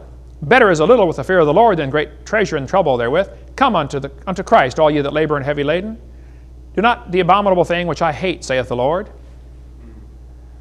That's a public school textbook, folks. Guess what they teach the kids today? You're an animal. Share a common heritage with earthworms. Here's a textbook that has over 100 pages devoted to evolution theory. Not one mention of creation or God any place in the book. Not one. What has happened, folks? The United Nations has already declared. They had a World Declaration on Education for All in 1990, called for the nations of the world to adopt a common education system, complete with implementation timetables and recommended curriculum. In our own nation, Goals 2000, School to Work, and the Elementary and Secondary Education Act, Profiles of Learning, are totally consistent with the One World Government recommendations of the 1990 UN Declaration. You ought to get hold of Bob Fry in Minnesota. We'll put his address up here, and you can call Bob about more stuff on the... He's very involved in fighting this type of thing right here. A humanist said in the Humanist magazine, John Dunfree said, the battle for mankind's future must be waged and won in the public school classroom by teachers who correctly perceive their roles as proselytizers of a new faith that will replace the rotting corpse of Christianity. This guy said, every child who enters school at age 5 is mentally ill because he comes to school with allegiance toward our elected officials, founding fathers, institutions, government, patriotism, nationalism, sovereignty. All these prove the child is sick because the well individual is one who has rejected all those things and is what I call the true international child, communist, of the future. Dr. Pierce from Harvard University. Well, Dr. Pierce, I'll buy you a one-way ticket also to the Soviet Union if you use it and don't come back. I've been over there, folks. You don't want what they've got. There's a social science book, public school book. They said any child who believes in God is mentally ill. Education is the most powerful ally of humanism, and every American public school is a school of humanism. What can the theistic Sunday school, meeting for an hour once a week and teaching only a fraction of the children, do to stem the tide of a 5-day program of humanistic teaching? They're right, folks, and they're winning. We're losing. One professor said, as a matter of fact, creationism should be discriminated against. No advocate of such propaganda should be trusted to teach science classes or administer science programs anywhere, under any circumstances. Moreover, if they are now doing so, they should be dismissed. You should fire them if they believe in creation. An Iowa professor said, you should fail any student, no matter what the grade record indicate, if the professor discovers the student is a creationist. Furthermore, the student's department should have the right of retracting the grades and possibly even degrees if the student becomes a creationist later. That's the kind of thinking we're up against. Mr. Yefremov lives here in Pensacola. He came to my house several years ago. He's from Ukraine. He said, Dr. Hovind, here's my high school diploma. I said, yeah? You know, you're 50 years old, you got 5 kids, a couple of, 4 in college. Why are you handing me your high school diploma? He said, when I was in Ukraine, I went to school, had good grades. They grade them 1, 2, 3, 4, 5. 5's the best. He showed me his report card, all 5s, like straight A's. He said, but we had a test to take before we could graduate. Senior year in high school, one of the questions on the test was, do you believe in evolution? I answered, no. They refused to let me graduate. I said, well, how'd you get the diploma? He said, oh, you remember last year when we made your videotapes in Russian and he did the voice on them? I said, yeah. He said, I sent them to my village where I grew up in Russia. The mayor watched them, made all the city council watch the tapes, and they said, wow, Eugene went to America and became a movie star. They put him in the public school to make all the public school kids watch him. The kid who was there, the guy who refused to let him get his diploma 35 years ago, had now become a city councilman. And the mayor said, oh, go ahead and send him his diploma. Okay, yes, sir. He said, I just got my diploma in the mail. What do you think, Brother Hovind? I said, wow. What a story. See, the humanists have decided years ago they're going to use the education system to spread their evolution and humanism because that way we pay for it. We're paying to spread their religion. That's what's going on, folks. Communism is anti-Christian in every single way. The communists have 8 rules for revolution, different ways, different things they want to do to take over a country. We don't have time to go over them all now. I have to cover that some other time. Or get our college class, CSE 103, where we cover this in much more detail. Evolution is the foundation philosophy for Nazism. Why did Hitler do what he did? Well, we'll cover that tomorrow night. It's the foundation for Nazism, communism, socialism, Marxism, and the New World Order. Coming soon. We'll talk about that tomorrow night. Very politically incorrect. You don't want to come tomorrow. And then we'll tell you what you can do about it. Amen. Coming next. Well, welcome to the last session on what's on our videotape number 5 about the effects of the evolution theory, how that evolution is responsible for the rise of communism, Marxism, socialism, and tonight we're going to talk about Nazism, the last one, and then the New World Order. Then we're going to tell you, what do you do about it? Our world is quite obviously falling apart. What are we going to do? Nazism is based on the philosophy of evolution. You have to think one race is superior to another. But Mussolini, the Italian dictator, thought that the Italians were the superior race and everybody else should be eliminated. Of course, Hitler felt the same way. He thought the Germans were the superior race. He believed in Aryan supremacy. Hitler believed the Germans were the superior race that deserved to rule the world. Everybody else was just taking up room. The German Führer consistently sought to make the practice of Germany conform to the theory of evolution. This fellow said a direct line runs from Darwin through the father of eugenics movement, Darwin's cousin Francis Galton, to the extermination camps of Nazi Europe. Exactly right. In Hitler's book, Mein Kampf, you can read his racist philosophy. It just kind of oozes off every page.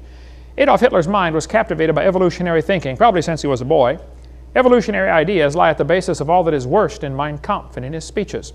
Hitler offered to send the Jews to anybody who would take them. He said, you want these Jews? I'll send them to you. I read a lot about Hitler and the Holocaust. You ought to read the book While 6 Million Died and see what the rest of the world did. Did you know Hitler offered to send the Jews to America and Roosevelt refused to let him? Unbelievable what happened, folks, during before World War II.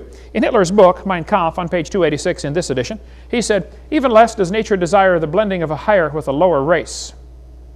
Who's a higher and a lower race, Adolf? Hitler kept talking about the Aryan blood and lower peoples. Well, who's an Aryan anyway? Well, I found Hitler's hit list. I was reading in Keene State University, New Hampshire. I was doing some research in their library there one time, and I found they got a whole section of the library just about Hitler and the Holocaust. I thought, wow, I was in hog heaven. So I asked the librarian, why did Hitler kill the Jews? Why not somebody else? He said, oh, I'll show you the list he was using. He brought me book after book after book. For 6 hours, I copied $20 worth of pages, 10 cents at a time, out of that library. Here's the list Hitler was using. Hitler thought the blonde-haired, blue-eyed Nordic were close to pure Aryan, the superior race. Did you get all that? Blonde hair, blue-eyed, Norwegian, worden står det till idag. Ja, sure, you betcha. Oofta. And he thought the Germans were mostly Aryan. The Mediterraneans are slightly Aryan. The Slavics are half Aryan, half ape. The Orientals are slightly ape. The black Africans are predominantly ape. And the Jews are close to pure ape. Hitler killed the Jews because he honestly thought he was speeding up the process of evolution by eliminating what he thought were the inferiors. If he would have killed all the Jews, guess who would have been next? Blacks. Hitler hated black people. Does anybody know where the Olympics were held in 1936? Berlin, Germany. Does anybody know who won the most gold medals? Jesse Owens, the black American athlete. Hitler was so angry, he said, it's not fair to make my men race against this animal. One of the Jewish prisoners who survived the Holocaust said, there is a difference between those who look upon their fellow human beings as common creatures of a common creator and those who look upon them of a conglomerate of biologicals and chemicals. Hey, is man just a bunch of chemicals that got together by chance over billions of years, or were we designed by a creator? That is a fundamental difference, folks. So that's the difference between creation and evolution right there. By the way, the Jewish Talmud, not the Torah, which is the Old Testament, the Talmud teaches that anybody who's not Jewish should be killed. The Talmud says all non-Jews are to be exterminated. All Gentile children are animals. Even the best of the Gentiles should be killed. You'd be surprised how many religions in the world teach that they are the only one, not just the only one that's going to heaven, but the only one that deserves to live. You ought to read what the Muslims teach. You know, official Muslim doctrine is, according to Islam, you can read about the Prophet, a great little book here if you want to read about how the start of the Muslim church, or about who is this Allah anyway. These are books we offer in our ministry. You can get these through our bookstore downtown here. Or Islamic Invasion by Robert Morey. Oh man, tremendous book on exposing what the Islam people really believe. Or this one just new out by Don Boys, excellent book on Islam, America's Trojan Horse. Did you know the the Quran clearly teaches if a person will not convert, they have to be executed. Here's the Quran in Surah 489. Allah commands that any person who leaves Islam or encourages others to do so should be seized and slain. Allah told Muhammad that all those who opposed his message should be killed, or they should be nailed to a tree, or their hands and legs should be cut off.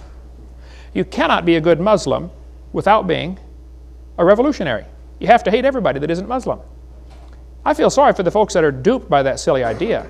They need the gospel. We need to try to get it to them. Okay? Maybe God's brought a bunch of them to America so we can win them to the Lord. But what Hitler did with his concentration camps and killing the Jews, I don't think it's possible to understand what Hitler did and why he did it until you see how evolution ties in. Hitler thought he was speeding up the process and doing the world a favor by getting rid of the inferior genes. He killed at least 6 million. I've been to Germany 3 times. I read lots of books about Hitler and the Holocaust just to keep my blood boiling. What Hitler did was a direct result of his belief in evolution. See, what you believe determines how you behave. He was just speeding up the process. Hitler held his rallies at Nuremberg. I stood on the spot where Hitler spoke all of his rallies there in Nuremberg on that granite mined out of Flossburg camp where I just had been a few hours earlier, where all the Jews died trying to mine granite for Hitler's platform to stand on.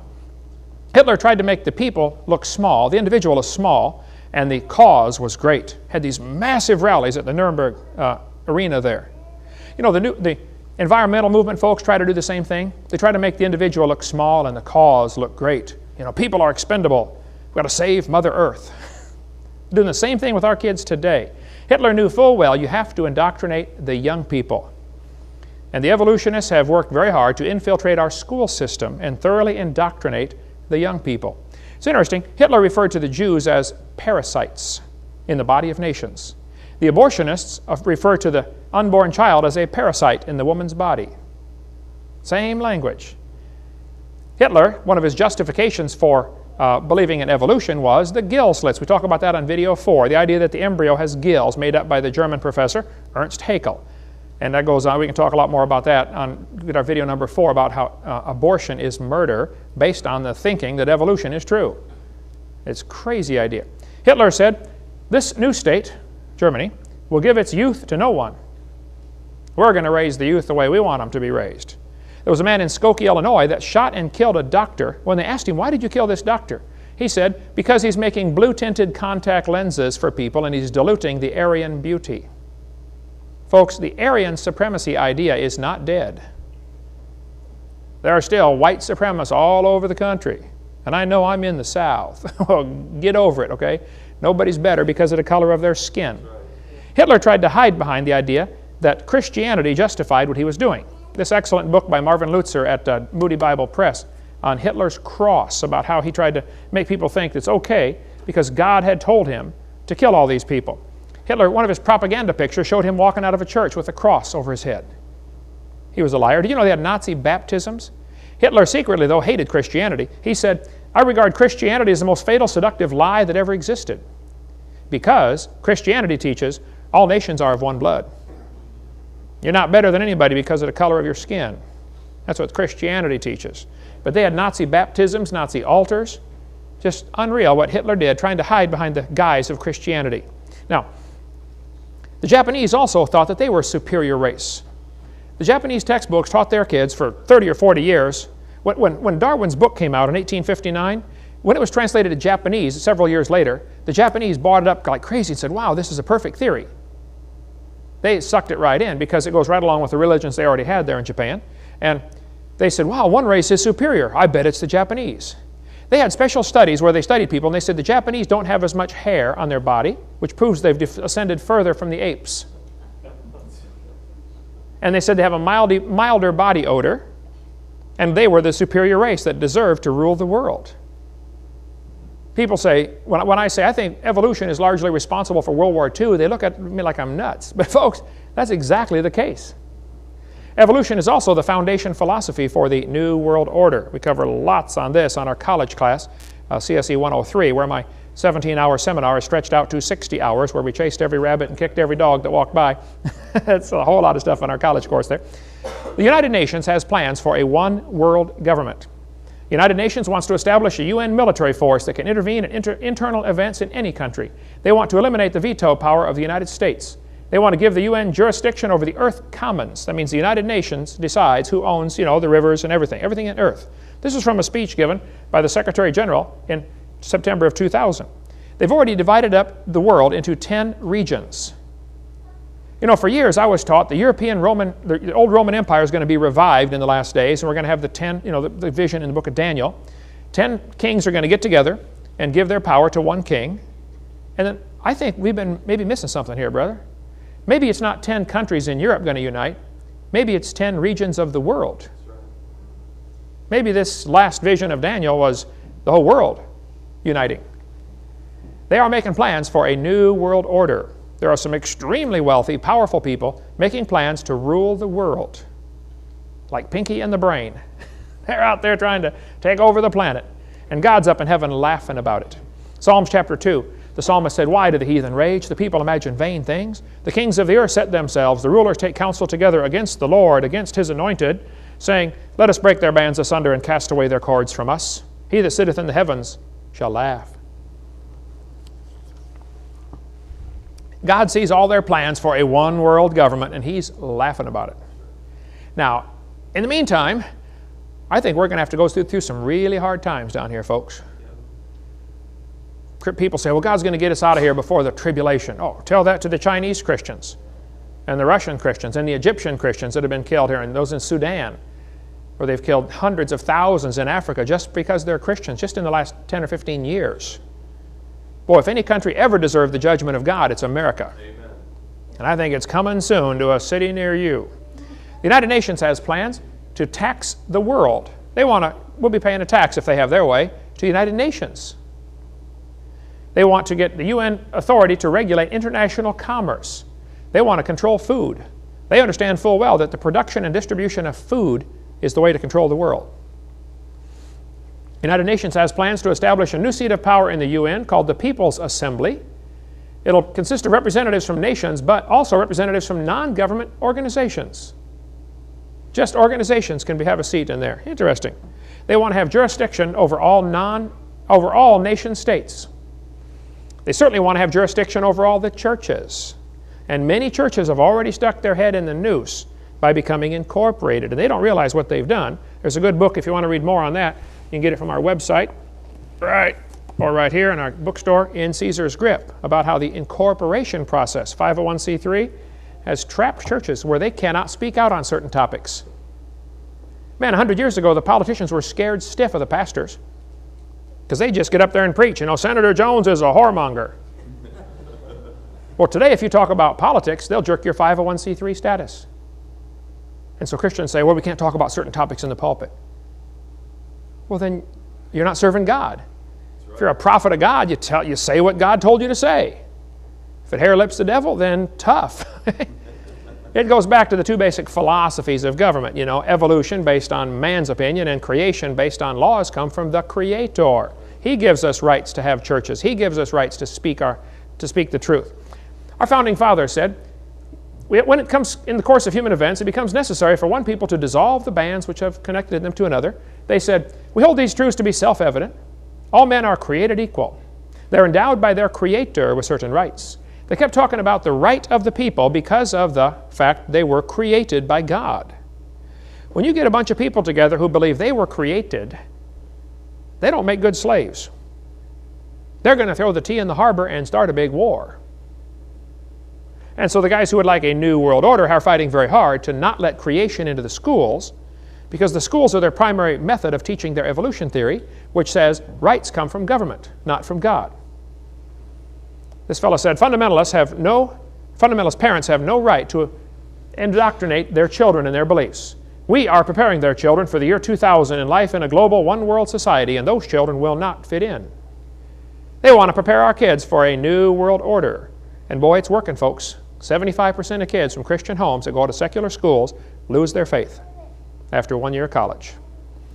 There's a great book called The Medusa File by Craig Roberts, excellent book on the government cover-ups of all sorts of things that have been covered up. Did you know how many prisoners of war were left behind when we fought World War II, when we fought in the Japanese theater, and when we fought Vietnam?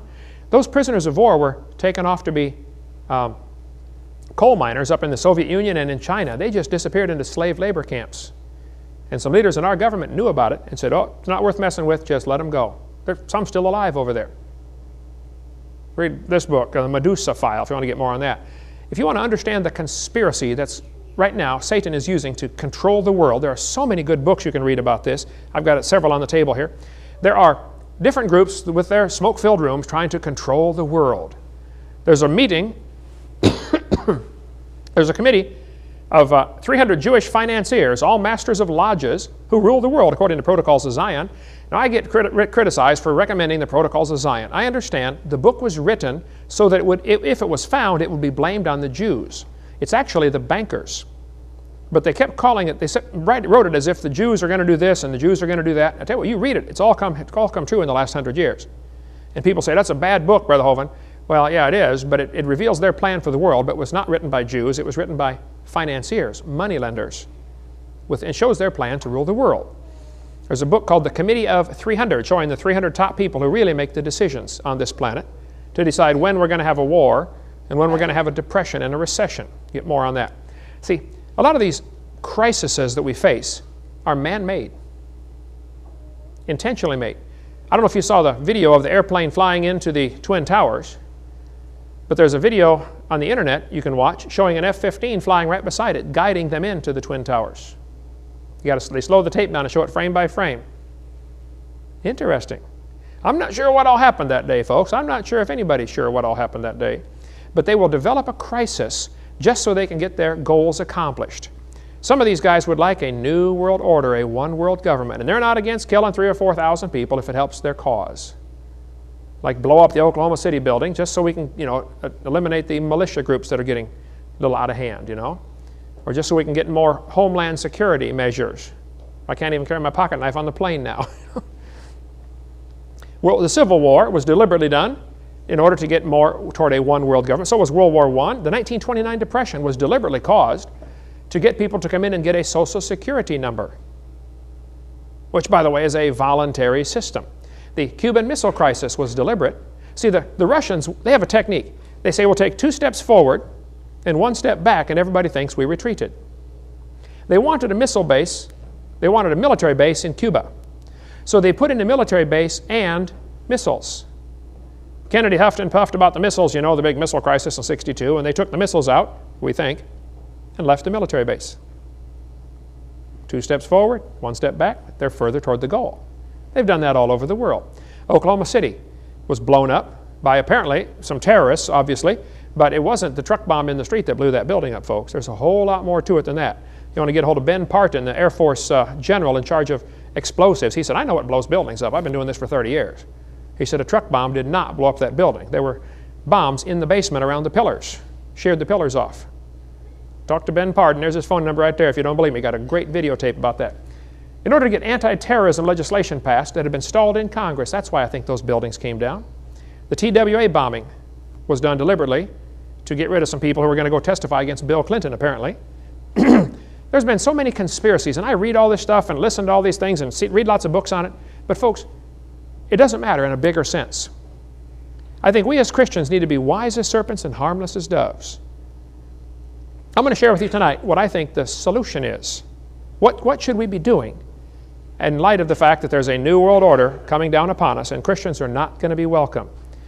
This fellow said, we're on the verge of a global transformation. All we need is the right major crisis and the nations will accept the new world order. I'll tell you what, when they're bombing your cities, people will give up their rights in order for safety. I think it was Ben Franklin said, those who will give up their rights for peace and security will have neither peace nor security. Bible says, this know also in the last days perilous times shall come. Folks, there are bad times coming. I'm not going to get up here and say, everything's going to be fine. I feel like something good's about to happen to you. I feel like something bad's about to happen to everything. Okay? Get ready. I got 2 grandkids, more coming. I'm not excited about bad times coming, but folks, it's coming. That's right. What they do, they think of some excuse, create a crisis so the president can declare martial law, which of course sets aside the Constitution. Presidents are now actually ruling by executive order. There have been 13,000 of these given. Abraham Lincoln gave the first one ever in America, ordering 75,000 troops to invade the South. As it was Lincoln's War, not the Civil War. Another long story on that one. We covered that on seminar on a college class, CSE 103. What they'll do, these rich folks will get in their mind what they want to accomplish, how to get more control over the world, and then they develop a crisis to get people to do what they want. They are laying plans for a one world government. And now the presidents, ruling by executive orders, have totally bypassed the Constitution. We could talk for hours on the executive orders. I've got a list of quite a few of them here. In case of an emergency, though, they have the authority to take over all food supplies, take over all vehicles. If your vehicle is state registered, they can come take it if they want it. Commandeer your vehicle. They can take away all the American people for workforces. They have to take over all the health, education, and welfare facilities, take over all the airports, register all men and women for the draft, force relocation centers, take over all the railroads, inland waterways, storage facilities. FEMA is going to provide the muscle to do this. The Federal Emergency Management Act. Those are the guys to watch, the ones that make me real nervous. They're going to be the enforcers. See, no dictator can really do anything without somebody to enforce his will on the people. Hitler never shot anybody, but people did. On March 17, 2003, George Bush told the Iraqi soldiers to disobey if they're given orders to use poison gas or set the wells on fire, didn't he? How many heard that? He said, you guys are going to be judged as war criminals if you do these things after we win. Well, now listen carefully. Soldiers, some of you are in the military here. You took an oath to defend the Constitution against enemies foreign and domestic. Is that right? What if the domestic enemy is your boss? Who's your authority to? Who's your elite? Is it to God?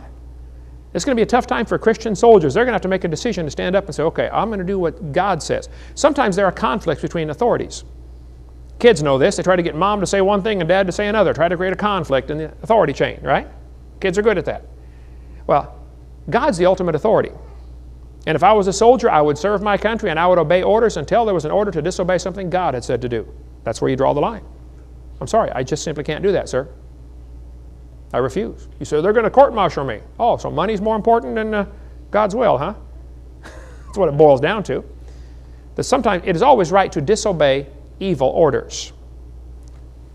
Many of you took an oath to defend this Constitution. Now, do it. Tyrants cannot succeed without enforcers. Hitler never shot anybody. He told people to do it, and they did it for him. Okay, who's doing all this, and why, and what are we supposed to do about it? There are many people involved in the plans for the New World Order. We have the United Nations. We have the World Council of Churches. We have the Council of Foreign Relations. You want to get more on that?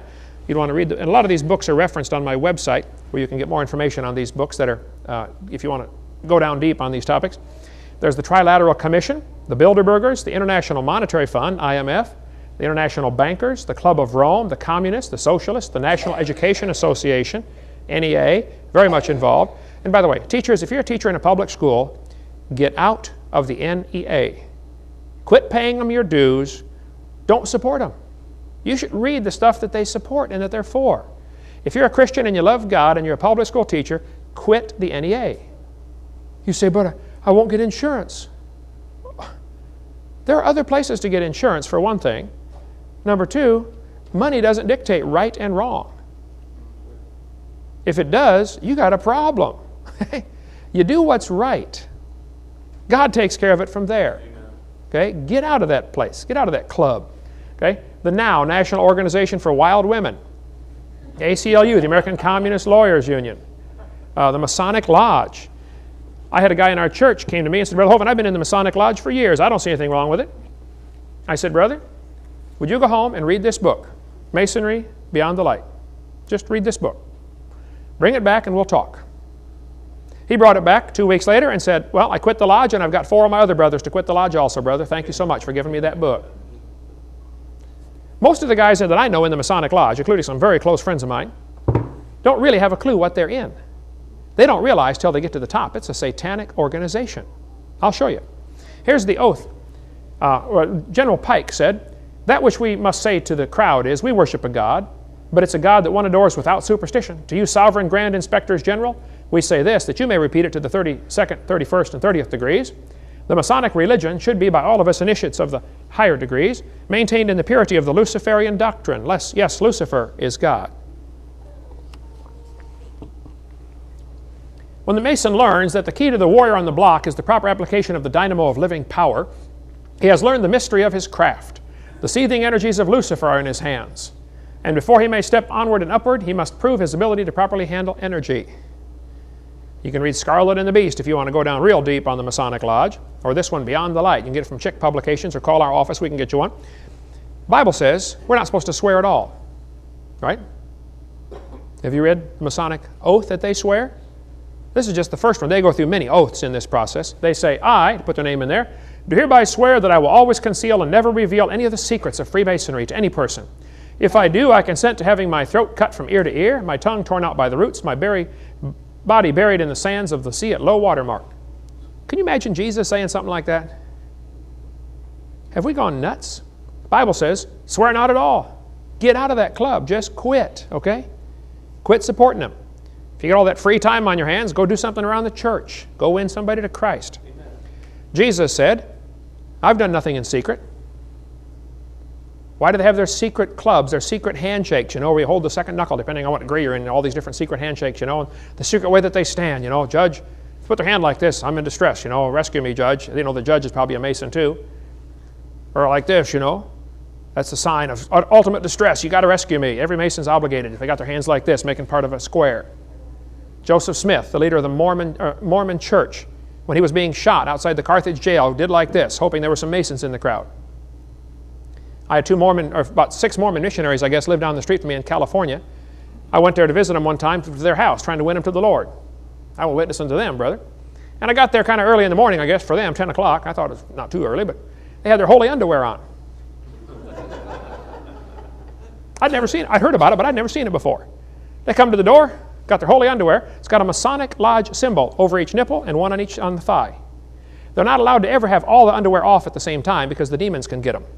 So when they take a shower, they leave their underwear on one leg, take a shower on half their body, put it on the other leg, and take a shower on the other half of their body.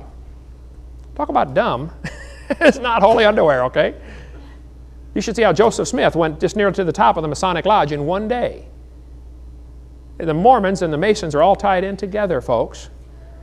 February 2nd, 33rd day of the year, by the way, is the first high day of the Satanic churches. 1933, by the way, call it Groundhog Day. Do it over and over and over till you get it right. Maybe you saw the movie Groundhog, all right? 1933, Roosevelt passed the War Powers Act. He ordered all private gold turned into the government. Rockefeller helped set up Adolf Hitler in 1933, financed Adolf Hitler to come to power because we needed another war so Rockefeller could make some more money. These guys make money off these wars, folks. We could talk a long time about the Masons and their tie into this, but just get our videotape for CSE 103. There are so many good books you can read about what's going on. En Route to Global Occupation by Gary Kah, excellent book. The New World Order by William Still, who writes a lot on the Federal Reserve also, tremendous book. Angels Don't Play This Harp, about the HARP technology, High Altitude Aurora Research Project, how they're using microwaves to bounce them off the clouds of the high altitude atmosphere and create virtual lenses and steer weather, direct weather patterns. You know, make a country have a famine just by using High Altitude Aurora Research Project. You want to read up on that? We could talk all night about that, but just see our website. We got a whole list of recommended books if you want to read more. Satan is the one who's deceiving the world. Right. These individual people are not the enemy. God loves them and they can be saved. Anybody can be forgiven for their sin. But there's a battle coming, folks. Satan's been working hard to get people to work for him. And there are now military forces that it'd be pretty hard to fight against. The Bible says, who is like unto the beast? Who is able to make war with him? The New World Order, folks, have a goal to reduce the population to 1/2 billion as soon as possible. You watch. I think it'll happen in the next, who knows, in my lifetime for sure, probably in the next few years. We're going to see the population of the earth radically reduced through whatever means, vaccines, wars, pestilence, famine, just like the Bible predicted. Read Revelation, it's all in there. Wooster said, people are the cause of all the problems. We need to get rid of some of them. Jacques Cousteau said we need to eliminate 350,000 people today to save Mother Earth. Ted Turner said we need a 95% decline in population. Okay, Ted, you first. Bill Clinton signed the Biodiversity Treaty, which said we need to reduce the human population to 1 billion. Well, Bill, a lot of folks wouldn't miss you. Go ahead, man. Prince Philip, the husband of Queen Elizabeth, she's the one that invented the microwave. You'll get that later.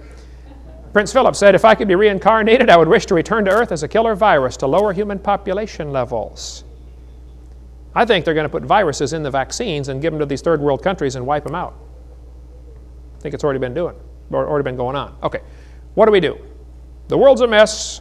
We're going to see the end of it. It's going to get really bad really soon. What do we do? We should do exactly what Jesus told us to do 2,000 years ago. He said, go ye into all the world, teach all nations, baptize them, get them saved, and then teach them to go do the same thing. You know, Jesus lived under Roman control. So, go win souls. The Bible says, my people are destroyed for lack of knowledge. We need to know what to do. Today, what we need are some men and women of understanding to tell us what to do. In the book of Proverbs, it says, by a man of understanding and knowledge, the state thereof shall be prolonged. We need somebody who understands what to do. The Bible says in Deuteronomy, take wise men and understanding and known among the tribes, and I will make them rulers over you. Solomon said, give therefore thy servant an understanding heart, that I may discern between good and bad. The Bible says Abigail was a woman of good understanding and beautiful. That don't hurt, you know, but she was good understanding, okay? She knew what to do. In the book of Ezra, it says they sent for all these guys, you know, Eliezer and etc. Men of understanding. By the good hand of our God upon us, they brought us a man of understanding. The men of Issachar were men of understanding of the times to know what Israel ought to do. We need some pastors to be men of understanding to know what they ought to do. We need some dads to understand what's going on and understand what you ought to do with your family. Dads, that's your family. You're going to stand before God one of these days and be judged for how they turn out. Take command of the situation. People say, oh, my kids won't obey. Are you feeding them still? Are you clothing them? Are you giving them a place to sleep? Hey, if they're going to sleep under my roof and eat my food, they're going to do what I say. Amen. Period. Okay. My 3 kids all turned out serving the Lord, all working for me in my ministry. Now, they're not perfect by a long shot, but they can tell you, boy, when Dad said it, he meant it. This is the way it's going to be, son. You're not going to do that in my house. Oh, yeah? Yeah. I'll show you. I'm paying the bills. As soon as you want to take over the bills, then you can take over the control. Meanwhile, shut your mouth. Okay? I think it's time to get motivated, folks. There's a real serious problem coming, looming on the horizon. We're going to see real serious trouble in America. What do? Well, the first mention of Caesar in the Bible is in Matthew 22:17. Tell us, therefore, what thou thinkest. Is it lawful to give tribute unto Caesar or not? Jesus was born under Caesar's control. What did he do? He ignored him. Just go win souls. So 12 things we need to do. Number 1, you need to realize God's in control. He's the potter. We are the clay. Shut up. Sit still. Let Him do something with you. Amen. Okay? Be still and know that He is God. Let Him put you where He wants you and make out of you what He wants, whatever He wants to make out of you. He's the potter. Number 2, be wise as serpents. I think we stick our head in a lot of nooses and let them hang us. And we could talk a long time about all the different ways that we have created a nexus of relationship with the government. Churches do that by getting 501c3. People do that by getting marriage licenses and driver's licenses and social security numbers and on and on and on. We cover all that on our CSE class 103. Number 3, be careful for nothing. Careful means full of care. I see people that are worried and nervous. Wow, what's going to happen? The New World Order's coming. They're going to come kill everybody. Well, go win some souls. Okay? Number 4, pray for those in authority. We're His children. Obey His orders. Preach the gospel. Be the salt of the earth. Salt irritates. Some of these Christians are so worried about offending somebody. Who cares? I want to please God. Nothing else is going to matter, folks. Use your influence. Everybody has influence. Some of you ought to get on the school board. I hear people say, well, Christians shouldn't get involved in politics. Oh, tell that to King David, King Solomon. Yeah. Daniel, he was involved in politics. I mean, read your Bible. Of course we ought to get involved, right? We need to teach the truth about creation.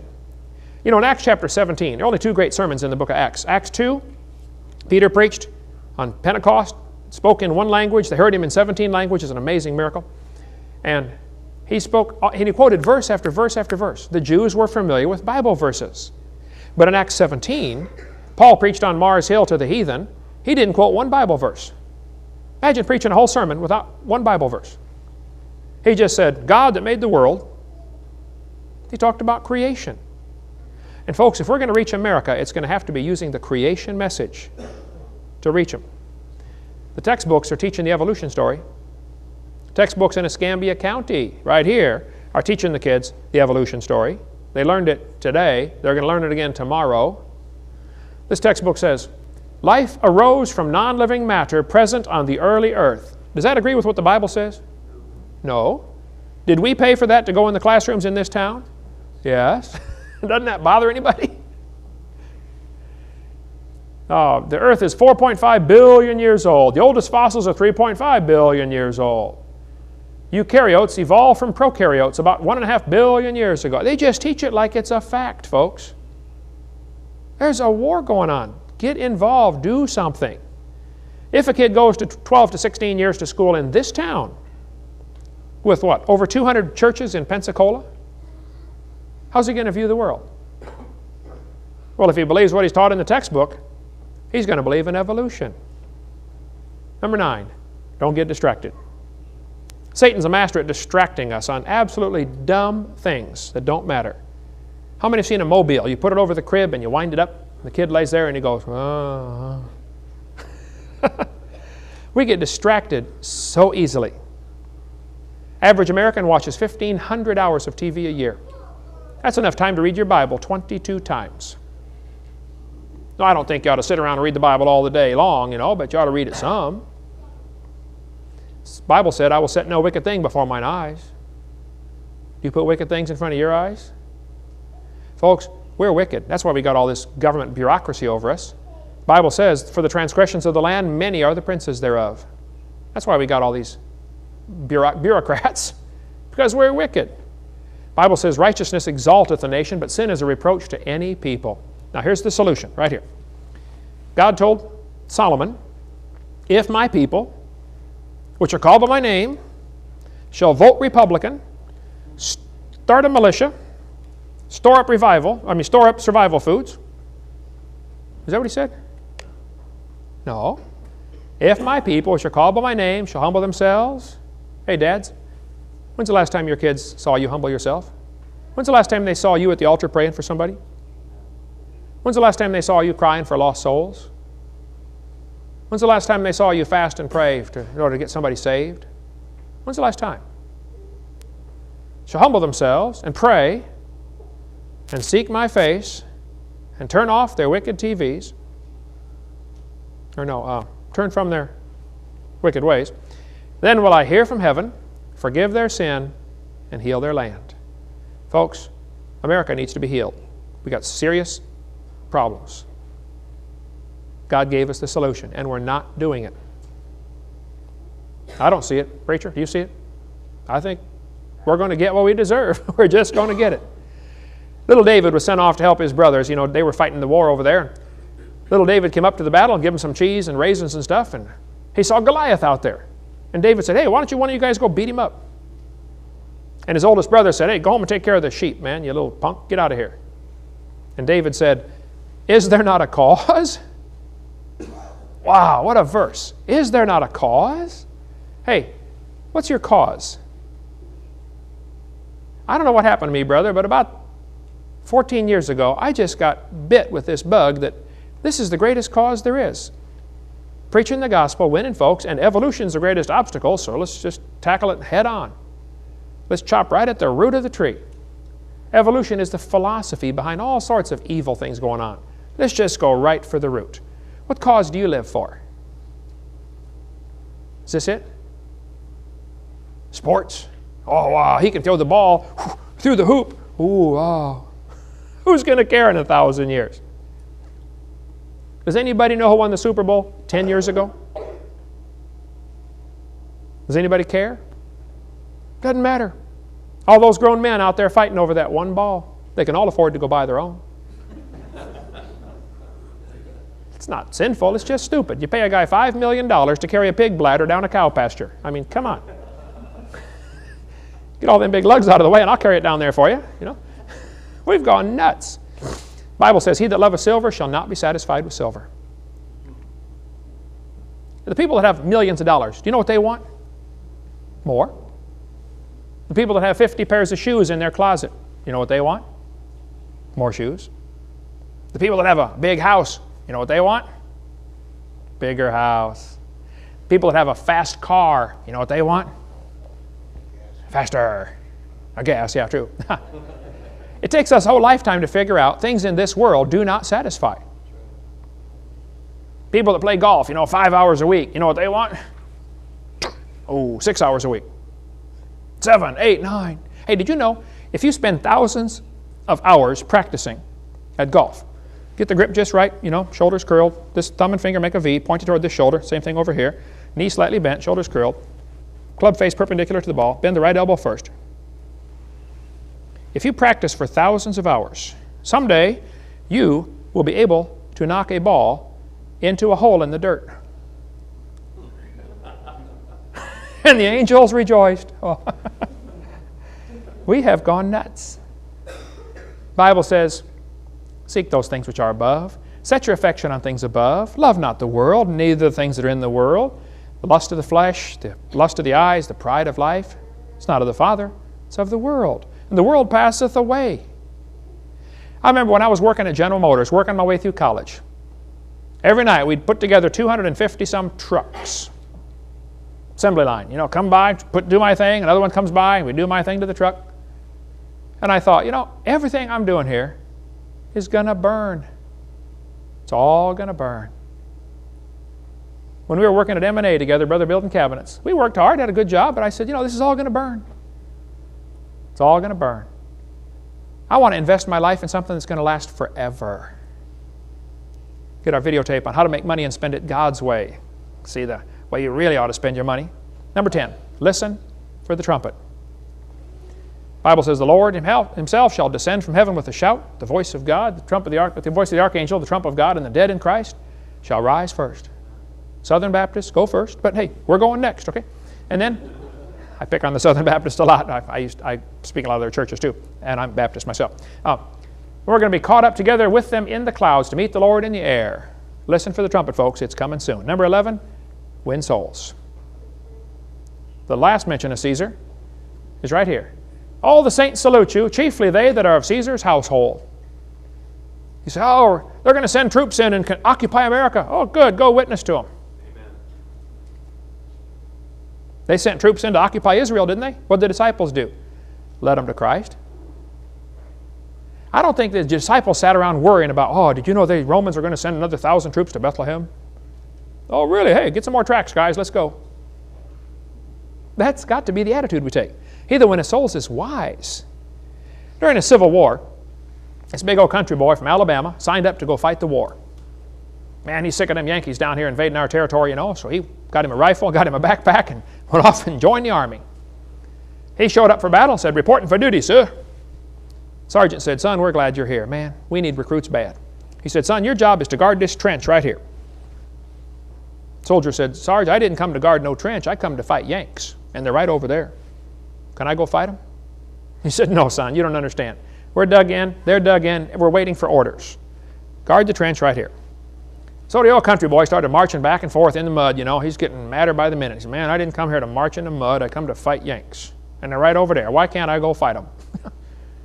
Finally, he worked himself up into a frenzy. He dropped everything, jumped up out of the trench, and ran screaming and yelling across no man's land straight for the Yankee trench. A one-man rebel charge. The Yanks were stunned. They thought, wow, this guy's trying to commit suicide. He ran all the way across no man's land, jumped into the Yankee trench, picked up the first Yankee he saw, and kaboom, knocked him out. One punch. He was a country boy. He'd been toting hay, you know. Boom, knocked him out. Grabbed his prisoner, climbed up out of the trench, and ran back for the rebel trench. Nobody dared shoot now. He jumped into the rebel trench, and all the rebs gathered around and said, what's that? He said, that's a Yankee. They said, well, where'd you get him? He said, I got him over yonder. He said, y'all could have had one if and you'd have wanted one. There's a whole bunch more over there. Hey, you know what? I think one of these days we're going to get to heaven, and some people are going to have a crowd gathered around them that they influenced for God. Some of you Sunday school teachers have been faithful for years, and you've influenced thousands of people over time, and you don't even know about some of them. Amen. And you're going to have a crowd of people gathered around you, and somebody else is going to walk up and say, where'd you get all them? You say, well, I got them down yonder on the earth. Y'all could have had one if and you'd have wanted one.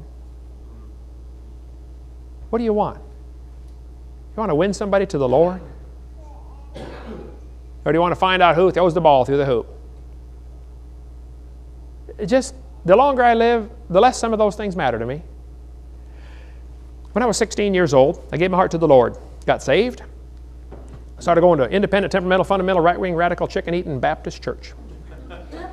Started reading my Bible, growing in the Lord. Boy, it was great. After about 2 or 3 months, a friend of mine said, hey, Kent, let's go to the Heart of Illinois Fair. They've got a fair going on there, carnival, you know, and our job is, as this Christian organization is to try to get all these people saved at the fair. I said, I don't know how to get anybody saved. They said, well, don't worry about it. Just come with us. All you got to do is go out and do a survey in the crowd, ask them a question. Would you like to get to know God better? If they say yes, you bring them to us, and we'll show them how to get saved. I said, great. First night, I went out there, and I'm bringing folks back to the back of the tent, introducing them to the soul winner. I thought, this is good, man. This is fun. Third night, I believe, I'm out there talking to this big old football player, and I said, hey, would you like to get to know God better? He said, yeah, I would. I said, come with me. We went to the back of the tent. I opened up the tent flap, and there was nobody there. I later found out they had been down at it's a circus, you know. They'd been down talking to the Siamese twins and led one of them to Christ. So the next night they went down there to disciple him, and they started talking about, you know, one of these days the Lord's going to come and all the Christians are going to be taken out of here. And of course his brother's sitting right there. What's going to happen to me? Oh, you're going to have a problem, aren't you? So he ended up getting saved too. I didn't know that all at the time. All I knew was I'm standing here with this big football player and there's nobody in the back. He said, what do we do now? I said, well, I guess I'll show you. I was a brand new Christian, never showed anybody how to get saved in my life. I reached in my pocket and had a tract, God's 4 Spiritual Laws, one we used to use back then. We sat down in the chairs there in the dirt floor in the Heart of Illinois Fair in the tent, and I read the whole tract to him. I said, well, Law 1, you're a sinner, you deserve to go to hell. You know, Christ died for you. Went through the whole plan of salvation with God's 4 Spiritual Laws. At the end, they had a prayer to pray. I said, would you like to receive Christ? You pray this prayer. He said, yeah, I'd like to receive Christ. I said, oh, brother, I got him on the hook and I can't land him. You know, what do I do now? I said, well, it says pray this prayer, so let's pray. We bowed our heads, closed our eyes. I kept one eye open, and I read the prayer off that tract. I didn't know what else to do. I read the prayer to him. And he prayed and invited Christ to forgive his sins and save his soul that night.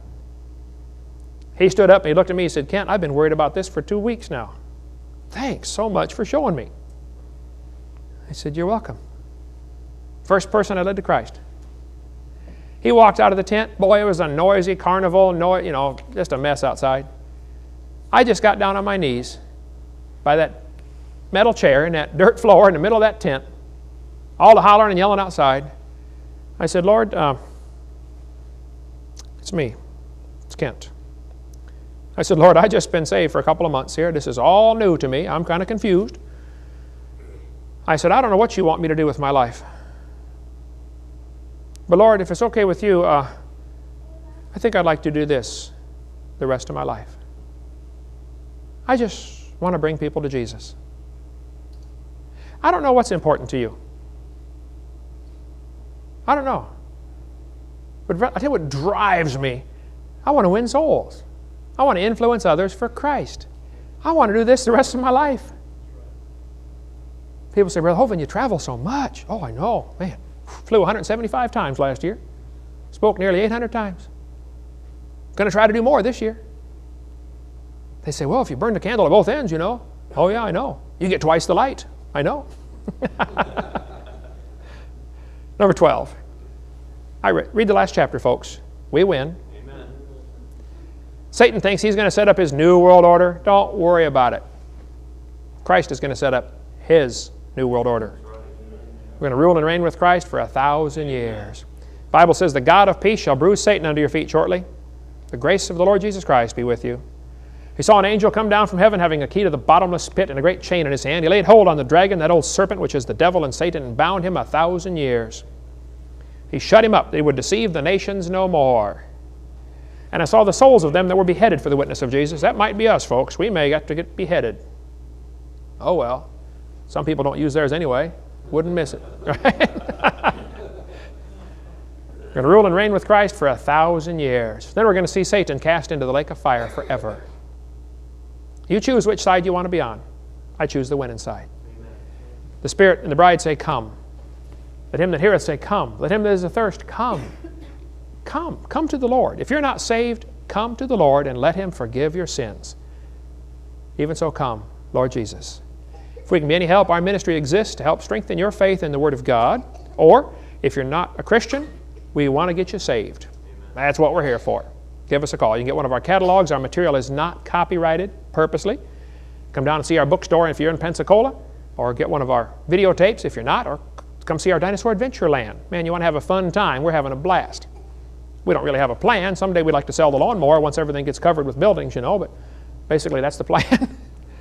We just want to influence people for the Lord. Find something to do. Hey, if you're here tonight and you're not a Christian, it's so simple.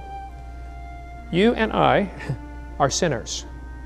We deserve to die and go straight to hell for our sin, according to Romans 3:23. If God sent us to hell tonight, it would be exactly what we deserve. But in spite of the fact that God's angry with the wicked every day, He loves you and He wants you to come to heaven. But He's not going to bring you like you are. You've got to come through Christ or you're not coming. So February 9th, 1969, a friend of mine said, "Kent, you're a sinner." I said, "I know that." He said, "You deserve to go to hell." I said, "Yep, I know that too." He said, "But Jesus died in your place. That's why He died on the cross, to pay for your sin. And if you'd like to receive Him as your Savior right now, you can take Him and He'll take you." I thought, wow, what a deal. I bowed my head and I said, "Lord, I'm a sinner. I deserve to go to hell, but I want you to forgive me and save me right now." And on that day, I accepted Christ as my Savior. You could do the same thing. There's no magic words. Just get off by yourself and just say something like, "Lord, would you please forgive me? God, be merciful to me. I deserve to go to hell. Forgive me and save me." And then write this date down in your Bible, because this is your spiritual birthday. The Bible says, "As many as receive Him," John 1:12, "to them gave He power to become the sons of God." John 3 says you must be born again to go to heaven. Well, that's how you get born again. As soon as you receive Christ, poof, you're born again. Now you're one of God's kids. Which means He won't send you to hell. He might take you to heaven early if you don't straighten up, but He won't send you to hell. See, some of God's kids, He takes them home and crowns them. Others, He crowns them and takes them home. That's your choice, okay? But well, once my kids got into my family, I was stuck with them. Once you get into God's family, you're stuck, okay? Now, that doesn't mean, you won't get by with things. He may judge you. There's a sin unto death. You can commit sins as a Christian and God will kill you. But He won't send you to hell. He gave you eternal life, not temporary life. Cover all that some other time. If we can be any help, please give us a call. Our phone number and address and website and stuff will come up on the screen here. We want to help strengthen your faith. In videotape number 6, we're going to talk about the flood when God judged this world. What caused the flood in the days of Noah? Then on tape 7, we go through over 3 hours of questions and answers. Things like, where did the races come from? What about carbon dating? What about starlight? How did 60-some questions we try to answer on there on videotape number 7. We want to help try to answer questions to set the record straight. God's Word is true. And if you're not saved, you're going to hell, whether you believe it or not. But you can be forgiven and go to heaven if you'll accept Christ as your Savior. Thank you so much.